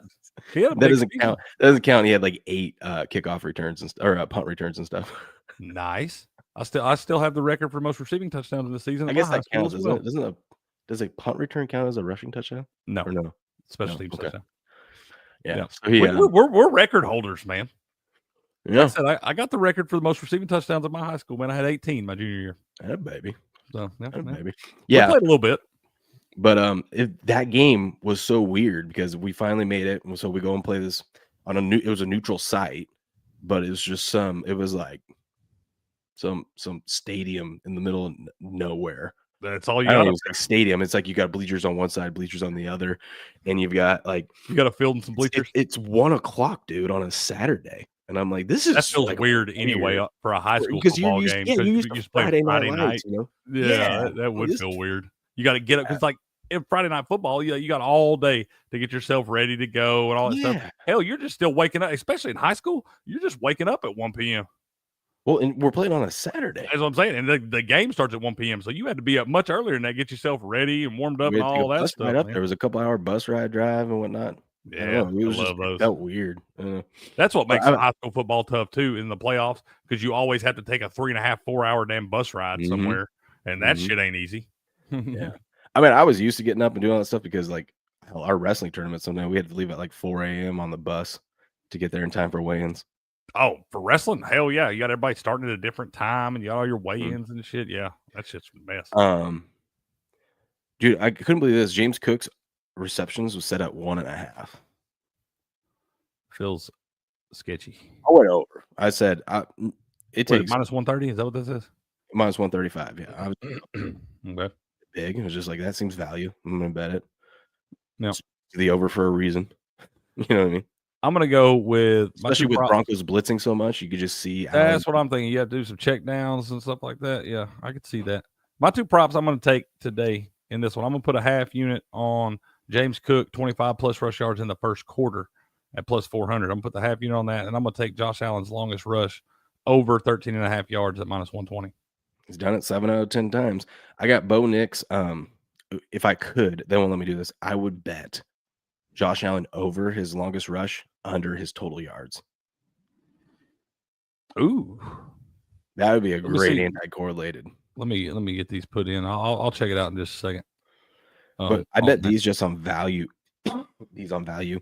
I bet Bo Nix 25 plus rushing yards minus 165. Nix to have 2 or more passing touchdowns at plus 130. And then, yes, Josh Allen throws an interception today at plus 115. I like that. At plus 115, he throws an interception. Yeah, I just saw value in it. Only thing that works me on that is that if you want him to get it early, I feel like if they get out to a lead, you know. I was just about to say if this doesn't happen in the first half, I know it's not happening later. Yeah, because they'll probably be in control then. They're gonna try to run. It'd be one of those where the Bills come out and they look a little sloppy, and then they have a terrible turnover, and the Broncos get this momentum, and then the Bills are like, okay, and it's like that meme that we always talk about where they're playing the video games, and the guy leans forward. Yeah, 100%, man. Let's go. Game on. Game on, baby. Game on. Well, hell, we've talked about this game for a damn hour. We better talk about the other ones. I don't know. Everyone's loving this game. There was a lot to talk about. I mean, definitely a lot of different angles. Packers, Eagles. Go ahead. Let me know on that one. I was hoping you would tell me, man. I think I'm just going to take the damn Packers money line. Oh, really? Yeah. I think I'm just going to take the damn Packers money line. It scares me a little bit. I like the Packers when they were at 4.5. I've seen it move out to 5.5 now. It's -115 for the +5.5 on Green Bay. But, I've seen a lot of these line movements lately, especially in these big spots like this where they're wrong. And I feel like this is one where they're wrong, man. I know the Eagles have a great defense, been one of the best defenses in the league all year long. Christian Watson out for the Packers. I feel like everything points to the Eagles. And once again, this is a game where I feel like they're kind of begging you to take the Eagles. Leaving it under a touchdown right there. If this is a 7.5, you want to jump all over the Packers. But leaving that under a touchdown right there, everybody's like, Eagles win this by a touchdown. Easy. And I think the Packers might win this damn thing straight up. I didn't know that John Gruden watches our show, but Grass Guy is actually John Gruden.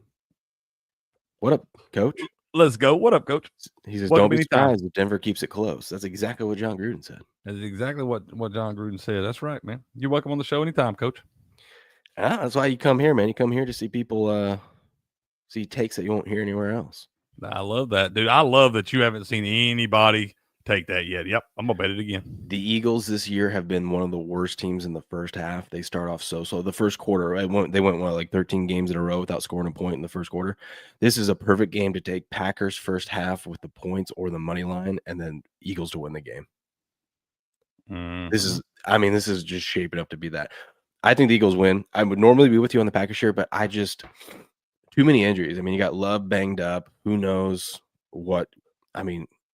I'm sure the way he got hit in that elbow, and they said he couldn't grip a ball.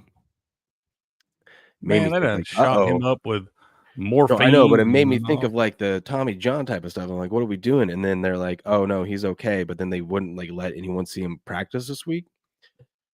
God, would it be something like, because it's the same spot Brock Purdy got hurt a couple years ago with his? Wouldn't it be? The Eagles do feel like benefit weird scenarios like that. Yeah, and then losing Watson, so I'm like the fact that offensively they just and I don't like a team. So the Packers didn't really need to win last week. They wanted to, but they just decided that they weren't going to try it. And then they saw that the Commanders were down, so then they decided to go all in last effort in that fourth quarter against the Bears. You can't just do that in an NFL game. No, yeah, you saw Love warming back up and stuff like that, and they actually went for it. I don't know. Funny stuff there, and I think the Eagles are the real deal. I wouldn't be surprised if the Eagles went to the Super Bowl. That defense built different. It's built for a Super Bowl run. It's humming like it should have hummed last year. You're right. It's definitely built for a Super Bowl run. Yeah. And you got Saquon to throw in with those other monsters, because Devontae Smith's been playing well too. I think we look at Devontae Smith anytime touchdown today. I'll tell you what you do bet though. These books are taking such advantage of the public. You have to bet Saquon under. Last I saw, he was rush yards. It was like 104.5, maybe 103.5. Let me see what they got it at. They've got it at 105.5. Think about that tax. No way in a regular season game would he ever be that high, unless it was for a record he was trying to get, right? Other than that, they just know that everyone and their mother, the public, wants to bet Saquon. But that is not a doing this stuff as long as we've done it, that betting the under is the smart play. It might not hit, but that's a smart play. I think so. You got to worry about Saquon being able to break a long run and all that stuff, get a big chunk of it in one carry. But, this is the same number. They had him set right around this number in week 17 when he was still trying to, he needed 131 or something the next two games. He wound up going for 167, get him over 2,000. They just shut him down. But that's the same. I feel like in a playoff game, it's going to be a much harder spot. The Packers defense is solid too. Let's be real. It's not the Eagles defense, but it's still a solid crew out there. You got guys like Quay Walker and those cats. They can play too. So 105.5, especially in a game where I don't necessarily feel like you're going to run away with it and have to run the football late like the Ravens did last night, where they were in control and they had to run, shorten the clock up, Texans the same way. I don't feel like this game's going to be like that. I feel like this one will be back and forth. You're going to have to be passing the football, trying to make plays. Yeah. I don't know. So I think AJ Brown stuff makes me nervous too, because AJ Brown took like a Thursday off this week, and there are probably a scheduled day or something. But there's no veteran days when it comes to the playoffs, Yes and no. Especially when your quarterback's been out for a week and man, that don't mean that they may not run some routes on air or something, just to get the timing down, things like that. But when you're a guy like that, I'm not worried if you miss a Thursday. Now, if you're missing Saturday in the walkthrough and things like that, and you can't even do the walkthrough, then I'm more concerned about it. But if you're just kind of taking a day off on Thursday, a guy like AJ Brown, I know AJ Brown's going to show up to play today. You sure? Now, whether Jalen Hurts gets in the damn ball or not, I don't know. That's what I'm more concerned about, because we've seen how many times these guys have had these concussions. Yeah. They come back just a little off. Yeah, your brain's bouncing off your skull. Yeah. I think the best bet, if you like the Packers today, I think you just, what is their first half line? Let's see. For who? Packers? Packers. It is Packers plus 2.5 at even money. Plus 145 on the money line for the Packers. I think you take the plus 2.5. I know it sounds weird. You would rather play the money line. Funny things happen. I would take the 2.5 at even. It'd be like a 10-9 at the half or something. Yeah. Yeah. Or like we saw yesterday. I mean, you saw like it was looking like it was about to be 7-6 with Houston, right? You know what I mean? Like, and they kicked that first field half goal. is where, yeah, that 2.5 right there. Usually, like, especially if you get the even money on it.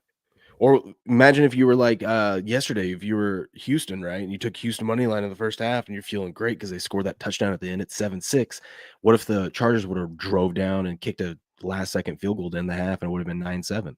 You'd been like, I should have You taken still covered you still covered by the hook. You got the plus. If you took the money line, you would have been screwed. So yep, 100%. And it's just, to me, you got to look at it like, if you're getting even money and the money line's a plus 145, is it worth the extra 45 cents?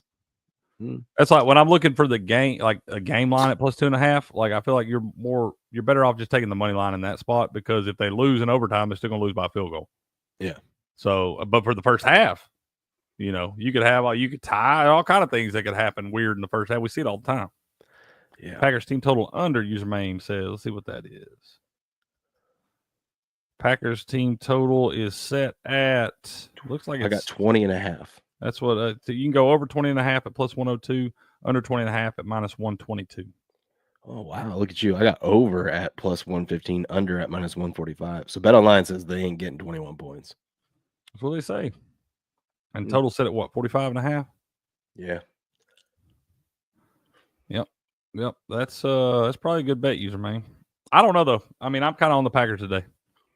I just feel weird about it. I mean, probably means the Eagles are going to shellac them, but I don't know. This one kind of feels weird for me. Maybe I'm just recency bias and thinking about the Packers going down to Dallas last year in the first round and smacking them in the mouth. Maybe that's where my head's stuck.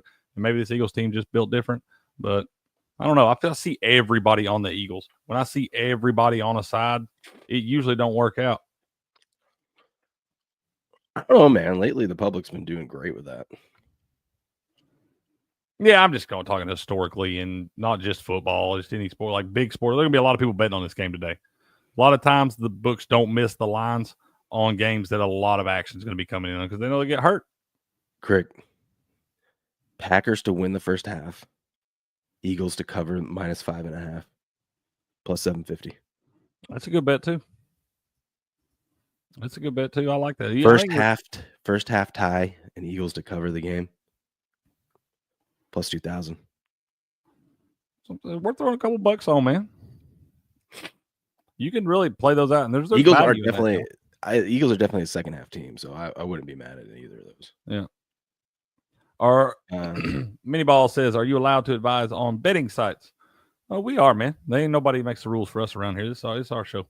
But we it depends on where you're at, mini ball. If you're in a legal sports betting state, you obviously got your options with your DraftKings and your FanDuels, BetMGMs, all those different ones. But if you're in a state like me, where we talk a lot of hypotheticals, of what you could possibly do. Well, you could maybe, perhaps. I would never partake in illegalness. Offshore books, Bitcoin, all that stuff. No. Blasphemy. I would never download the Cash app just to buy Bitcoin on it so I could send it to BetOnline.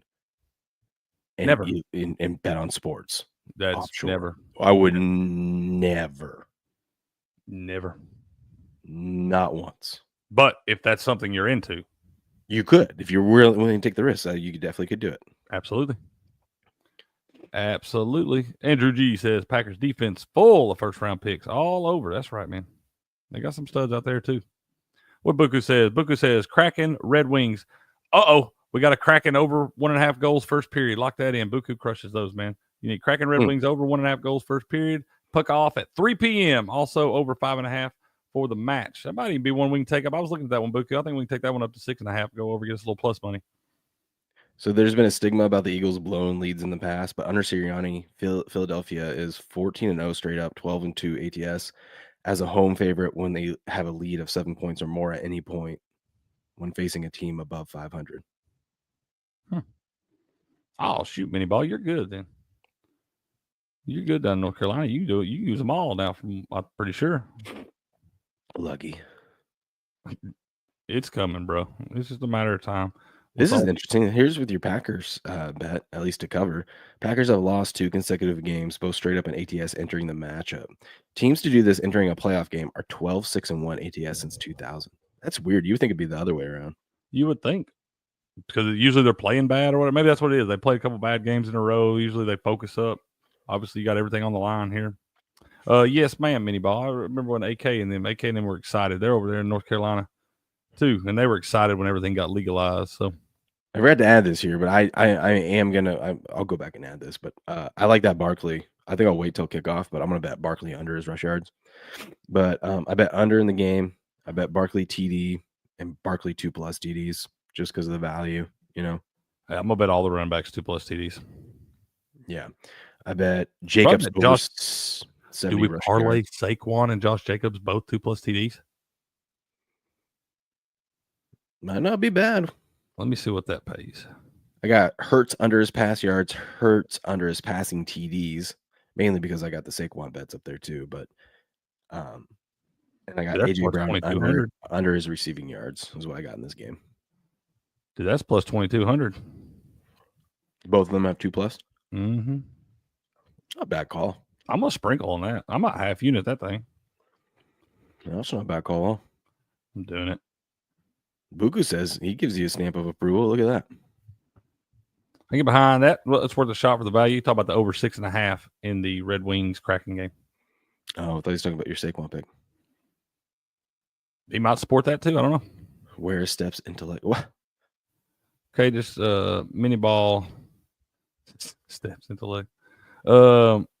Okay, just I just want to check some out, but not a racket. Yeah, no, just if you're in a legal sports betting state, just go with one of the big books, man. They're all, trusted and all that stuff. They got too much to lose by now. If it ever becomes legal here to where I can do that, I'm gonna create an account at one of these big books, and I'm just gonna bet. Like, I'll have a sports account that is solely focuses on fading like big public bets.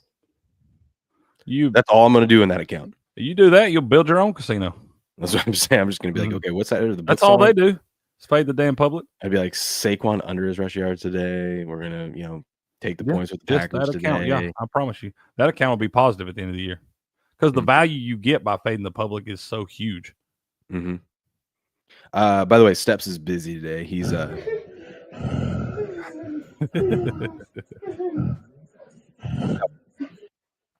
That's where Steps at. Actual footage. Blue sent me something. Let's see. This is what Blue's on today. 5-leg super. I love seeing super parlay. I feel like if it's a super parlay though, you got to give me more than plus 394. What constitutes a super parlay? I don't know. This is from Blue.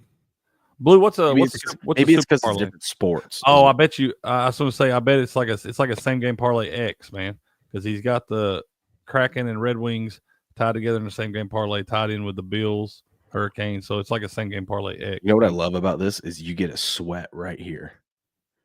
Right. Which one? Where you at? Well, it's not popping up on here. The over 1.5 in the first period. It's all or nothing right off the rip. Yep, I love it too. But that's smart. Kraken games, especially when they're on the road, I feel like it's always goes over in the first period. Yep. I was trying to look over here. B. McCormick had sent me a couple too. I was like, he had a big one the other day that he was looking at. Oh, here we go. Let me pull this one up for y'all. Show y'all what B. McCormick's got. I told him the other night I would share that. I told him shoot me a screenshot, man. We'll get that thing shared up here. But this is what he's on right here, man. You got Cade Otton over this is for the Knights game. Are we done with the Packers? So we can show this for the next one. We done with the Packers? You got anything else you like? Nope. I don't either, man. I'm on the Packers money line. I'm gonna be on the Packers money line. I'm gonna take Saquon 2+ TDs. I got the little parlay there with Jacobs and Saquon both 2+ TDs. And I think I like a Devontae Smith anytime touchdown, man. Plus 185. Okay. I need you to take. Man, what's up, Chola Joe? We said, how about some actual NFL talk? What you want to talk about, man? tell us what you want to talk about. We'll talk about it. We'll talk about NFL right after this. Crick, you need to step your game up. Look at this guy. Genius. Dad of the year. Gosh. Look at that. Oh my gosh. Now, this guy's been through a thing or two. That's look at all the snow around that man. He's used to it. He built for it. He built for it. I'm just saying, I would have a bunch of those running off I would have a patent on that today. And you just have like a red carpet rolled out on your sidewalk up there in those northern patent states. on a plastic tarp. Dude, do you see the patents they put on shit and the stuff people will sell you and make millions of dollars off of? That guy has a $1 million idea, multi-million-dollar idea right there in front of him. All he's got to do is patent. We're talking NFL plays, man. We're not talking patents. We're talking Commanders. Man, whatever. Hey, we're talking about everybody's money's green, and I'm just trying to get it any way I can. Chola Joy, what do you like today? What game are you most excited for? What you on, man? What you on? Let us know what you on. We got Bucks Commanders. Bucks laying 3 at home. Big money on the Commandos. I feel like a lot of people are counting out the Bucks. From what I've seen, just in regular sports talk, they're all just like cute story. Bucks haven't really done much this year. Have you seen the stats on the Bucks offensively? They're having like one of the best offensive like seasons statistically from in NFL history. They start with some of the worst on their first possession of the game. They start with some of the worst field position in NFL history. Yeah. And they score at a ridiculous rate. That's why that should have been the MVP talk. That's why they sometimes take the ball too. You see that? They take the ball at a high rate too to start the game, especially at home. But they start with some of the worst field position and end up scoring on that first drive more times than not. It's crazy. I do like that, Grass Guy. I do like the over in this game tonight in Commanders Buccaneers over 50.5. I know it's a high number. Bless you. I know it's a high number, but like we'll talk about the offensive stats there. And Jaden Daniels, I believe the score of the first game. This is a rematch of the first week of the season, and the Bucks won that one 37-20. So you're looking at 57 right there. Set at 50.5. Watch it now. Be careful if it winds up moving down to like 49.5 or something like that. I'd be careful with it. But right now with it sitting at 50.5, that's pretty stale there all week long. I think they're going to score some points in this thing. I really do. You got solid defenses on these teams, but not great defenses. They do, and you got two quarterbacks on both sides that are dogs and can make some damn plays. They can extend plays outside the pocket with their legs. They also make some pretty incredible throws on the run. So you got quarterbacks that can make plays and extend drives here. And I think the over is definitely in play there, Grass Guy. Like I said, watch the line throughout the day. I'd be careful if it moved down to 49.5, but sitting at 50.5 right there, if it stays there or goes up at all, I like the over. I would love the Bucks even more here if their defense was healthy. You get Antoine Whitfield Jr. back. I know, but you know what I mean? Like if it was like peak from like the beginning of the year, peak, like everyone stayed healthy. Because they've had a lot of defensive injuries and whatnot, but I still have a lot of injuries. Period. Would you agree with me? This game probably has the highest variance. Meaning, I wouldn't be surprised if the Bucks won by 14 or lost by 14. Yeah, that's what I'm saying. So it's like no, I'm with you. Like either one of these teams could beat the shit out of each other tonight. Like it would shock me if it came down to a field goal. Right. I think it's more likely that one of these teams blows the other. So I think you just outline both of them. And just hope that it's not probably one way or the other is probably going to wind up being the worst game of the day. Yeah, as far from an entertainment standpoint. Well, I mean, it could still be exciting. It could be exciting because they could be scoring a lot of points. But I think as far as having something on the line going into the fourth quarter, I think this one is going to be out of reach one way or the other.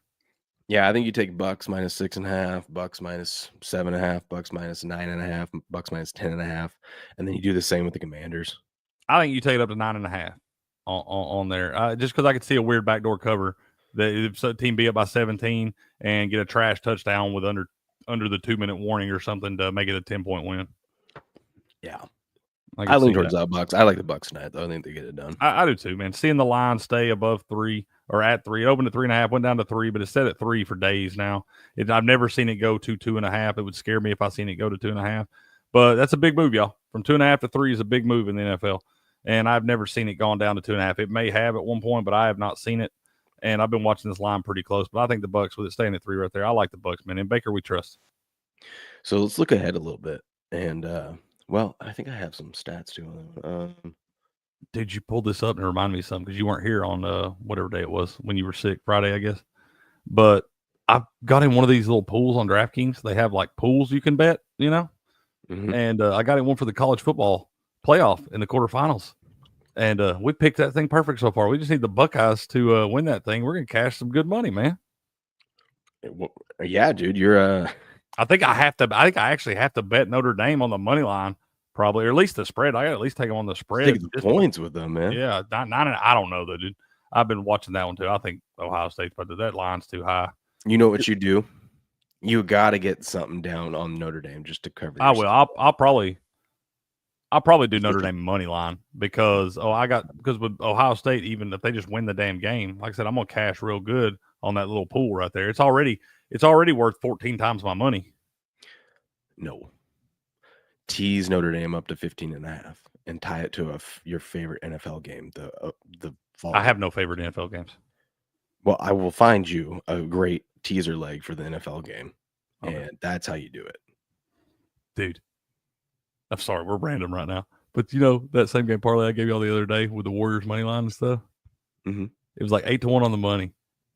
I had Tobias Harris over 13.5 points, Steph Curry under 25.5, and the Warriors money line 8-1. Warriors money line came through. Steph went way under his points. Tobias Harris had 13 points with like 2 minutes left in the third quarter, and I sat there and watched it for a minute. I was following it. It got to about 11.5 minutes left in the fourth quarter, and I was like, hell with it. They were offering me over 4.5 to 1 on my money to cash out.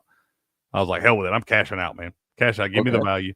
He landed right on 13 points. He didn't score another damn point. I would have lost that thing. I love them good cash outs like that, bro. I always get mad at myself because I never want to do it because I feel like I'm costing myself value, and sure shit, that damn thing will lose. And the other day, I was like, no, 4.5 to 1 on my money. I'm going to take that, man. Let me get that. Dude, I'm all about taking the value there. Shit, he landed right on 13 points, man. I'm all about taking that value. Get it, son. That's right. Yeah. So let's map this out. So we think the Bills are going to win today. So we're looking at Bills, Ravens going to Buffalo, and then Houston going to Kansas City. What do we think happens there? Just a little look ahead. Chiefs, have a good day, username. You be safe out there, buddy.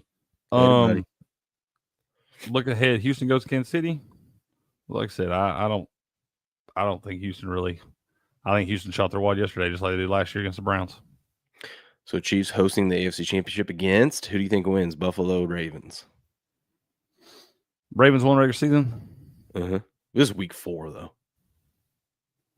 I'm kind of with your angle. They want the Ravens. They would love this Ravens Chiefs matchup in the AFC Championship again because I don't feel like the NFL loses no matter who wins. So I think you can't lose no matter what if you get. That's what I'm saying for them. So with the refs and the factors and things like that, I think the refs would probably lean Ravens even in Buffalo up there. So I would say Ravens Chiefs again. I don't see Lamar winning a big game on the road like that. It's just he's going to even if they won, but even if they won it, Lamar's gonna eventually get a Super Bowl. Maybe, I feel that. I truly believe that. With that franchise, the way that franchise is built, with that head coach, with the talent around him and things like that, they do things the right way up there. I feel like that dude is definitely going to eventually win a Super Bowl. So you're going to go with history and the conspiracy then. The conspiracy in the history is in 2000, Ravens won the Super Bowl. Dilfer was 28 years old. 12 years later, Joe Flacco and the Ravens won the Super Bowl. Joe Flacco was 28 years old. 12 years after that, here we are, the Ravens. Lamar's 28 years old. I'm mad at myself for not betting it already. You didn't know this? No. That's incredible. The other day. I think I saw it the day I was sick, so that's why I didn't bring it up on the show. Yeah, like some simulation theory, man. Some of this stuff's already been planned out. Right there. You find those little numbers like that, those little gems, that's a winner. What up, Slicknard? Steelers, thank you. Thank you. We participated. Won't be different next year. That's right. Y'all be in the playoffs, though, man. Don't run Mike Tomlin off. I'm telling you. Don't do it. No, you guys will win at least 9 games next year. 100%. Don't run him off. Mike Tomlin always goes over. I've seen weird things happen when you run coaches off that don't need to be run off, like the Titans right now. When you run coaches off that don't need to be run off, it's got a weird way of karma hitting you right in the damn mouth. Grassy says, come on, Will, with these crazy ass stats. I'm just giving you guys facts. I'm just saying that's crazy. I hear It sticks up in this brain. I spit it. I regurgitate it back out to y'all. I'm not saying it's going to happen. I'm just telling you what's been out there. I'm saying it's gonna happen. Ravens Super Bowl champs. Kind of crazy. Okay, so then we got over here. That's crazy. We haven't had an NFC game yet. Yeah, wild. Yeah. They played the first 3 AFC games first. I don't like it though. Yeah, whatever. Play the games. So we didn't talk Rams Vikings really much, but we did talk. So we talked Bucks Commanders. We like the Bucks, I believe, right? Yeah. I'm on the Bucks. Shit, we're actually gonna have all the AFC games done before the NFC games kick off. Yeah, that's what I was saying. Okay, yeah, that's crazy. And then I feel like we lean Eagles. You think the Packers got a punching chance, but if you had to pick who's going to win, I bet the Packers money line. I got the full unit on the Packers money line. I don't love it by any means. I'm not like pile on it 3, 4, 5 units, all that shit. I'm gonna bet 1 unit on the Packers money line. I'm gonna bet 1 unit on the +5.5. You know what's crazy? The Bucks could host the NFC Championship. They could. It's possible. That's crazy. So so let's say we get chalk. Okay, we get Eagles, Bucks. Bucks beat the Eagles last year in the playoffs. Now it was down in Tampa, but still, I mean, we whipped their damn ass though. Yeah, beat them earlier this year too, didn't we? You stuffed the push. That's what you did. We did it twice in the same game. Let's go. Fuck that tush push. Garbage. And then you got God, dude, you really can't get a bad story out of these playoffs because if the Rams win, you get Stafford going back to Detroit. The Vikings win, you got the third matchup against the Vikings Lions. It's going to be great. That game. The only way you don't get that is the Commanders or the Bucks win, or the Commanders or the Packers win today. Yeah, I hate this game though. You got all the different factors with it being moot and all that stuff, dude. This one feels so weird, and I hate that it's like the Monday night game. I have no choice but to bet it. I need to just find a couple same game parlays, throw half units on them, and leave the damn game alone. I'm going Puka. I'm just going to go Puka and Stafford over their stuff. I think they're going to have. You know what's going to happen is that Cooper Kupp's played like such ass for the last month of the damn season. He's going to go off. He's going to have a Lad McConkey day or something. Here's what we're going to do: same game parlay. Stafford over his passing yards. Puka over his receiving yards. Cooper Kupp 2+ touchdowns. Oh my goodness! Right? Oh my goodness! I mean, they're somewhat correlated because you're going to have the overs, but so Cooper Kupp. Then we got Stafford over his passing yards. Yeah. What are they at? They are. Let me find them here. There's completions. Where's his passing yards over under? There we go. 240.5. Do this. Do Stafford 300 yards. Okay, hold on. Let me find out that 300 plus. Puka 100 plus. This is gonna get juicy. Puka 100 plus. I don't know what his stats are. They gotta be in like the 80s. Let's see what his over under at, just so we know. Receiving 100 plus is at plus 120. So they got him set at like 94.5 or something probably. That's great. Let's see. Puka receiving yards over under. And then what was the last one? Kupp 2+ touchdowns. That is plus 4,400, sir. Yeah, Matthew Stafford. Crazier things you can bet 4,400 on. 100%. Yeah, Matthew Stafford 300 plus passing yards. Puka Nacua 100 plus receiving yards. Cooper Kupp 2+ TDs is plus 4,400. I don't hate that, man. And then if you want to really juice it up, you just find something that you like with the Vikings because you know they're going to get points. So it's like Puka's receiving yards are 91.5. Yeah, I feel like you got to go 100. They got it juiced to the under at minus 115, minus 110 on the over on that one. I just know. I need to. That's what I need to do in this game. I know I need to bet Cooper Kupp to do all the things because that motherfucker didn't do shit when I needed him to in the fantasy football playoffs. So I know he's going to try to just jab me and stick it in and twist the knife by having 150 yards and 2 touchdowns in this damn game. No homo. I've seen this movie before, bro. I'm just saying, when it happens, you remember you heard it here first. Do you think there's a chance that the Lions have spent all this energy and they're all hyped up and one of these teams comes in and beats them in their first game? Buccaneers already beat them up there. Well, the Bucs aren't going to play them, so no possible way. right No, now? because Okay. 2-3 can never play. Yeah, the that's one. fair. I forget we squeaked into that 3 seed there. Yeah. Thanks, Bears. Appreciate you. If not, you'd be playing the Vikings. Maybe that's why I thought it was, because the Vikings would have gone to Tampa on Monday night. Maybe that's why I thought Tampa was playing Monday night. I don't know. Maybe. I think so, dude. We've seen this before. Like, we've seen a 1 seed lose that like plenty of times. And It happens in every I feel like it usually happens in each professional sport. We talk about the long layoff you get from the bye and things like that. You look at it in baseball and stuff. And so yeah, I mean, you do see this. So let's see. The Packers, I don't think have a chance in hell of beating Detroit.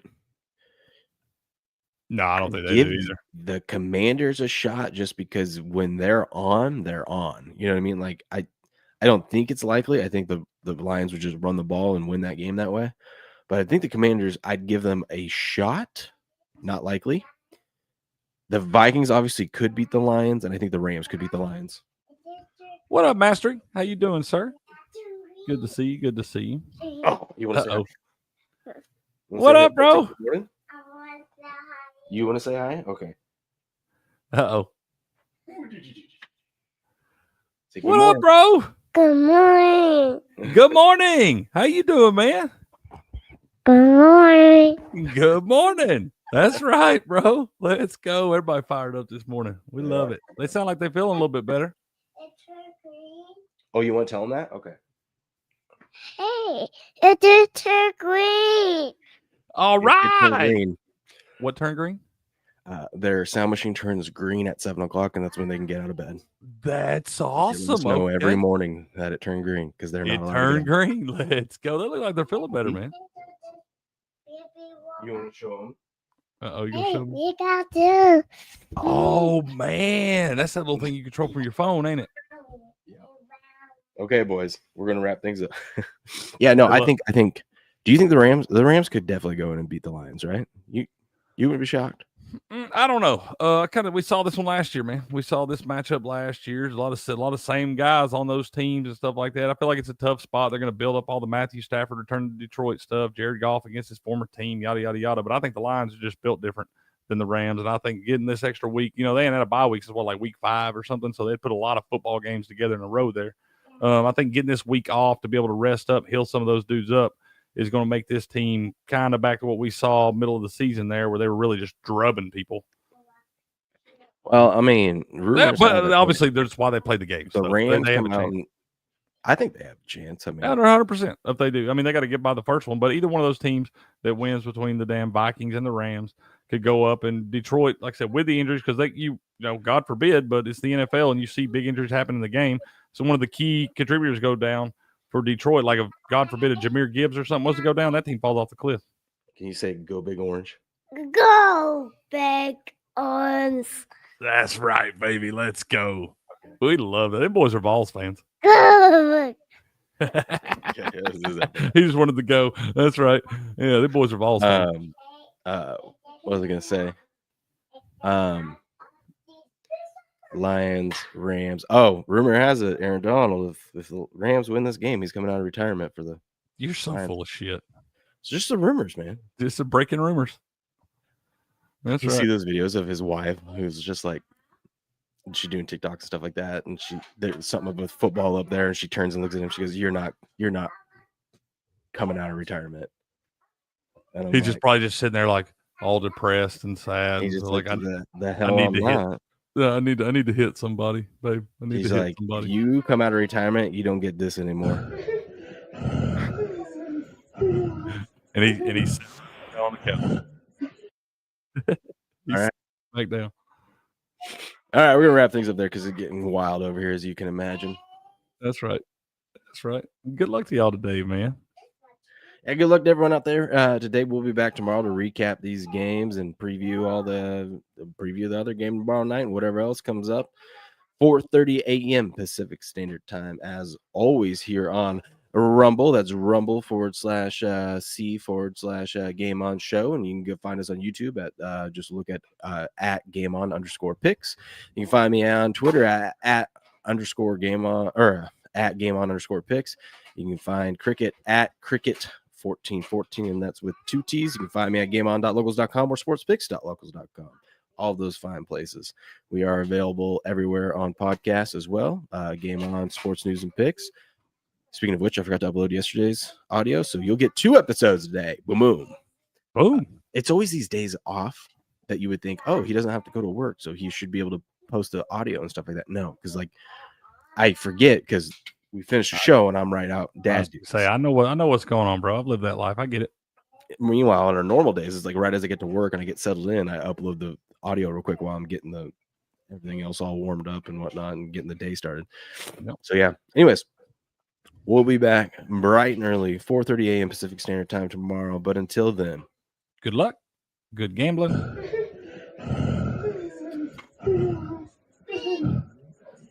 and game on.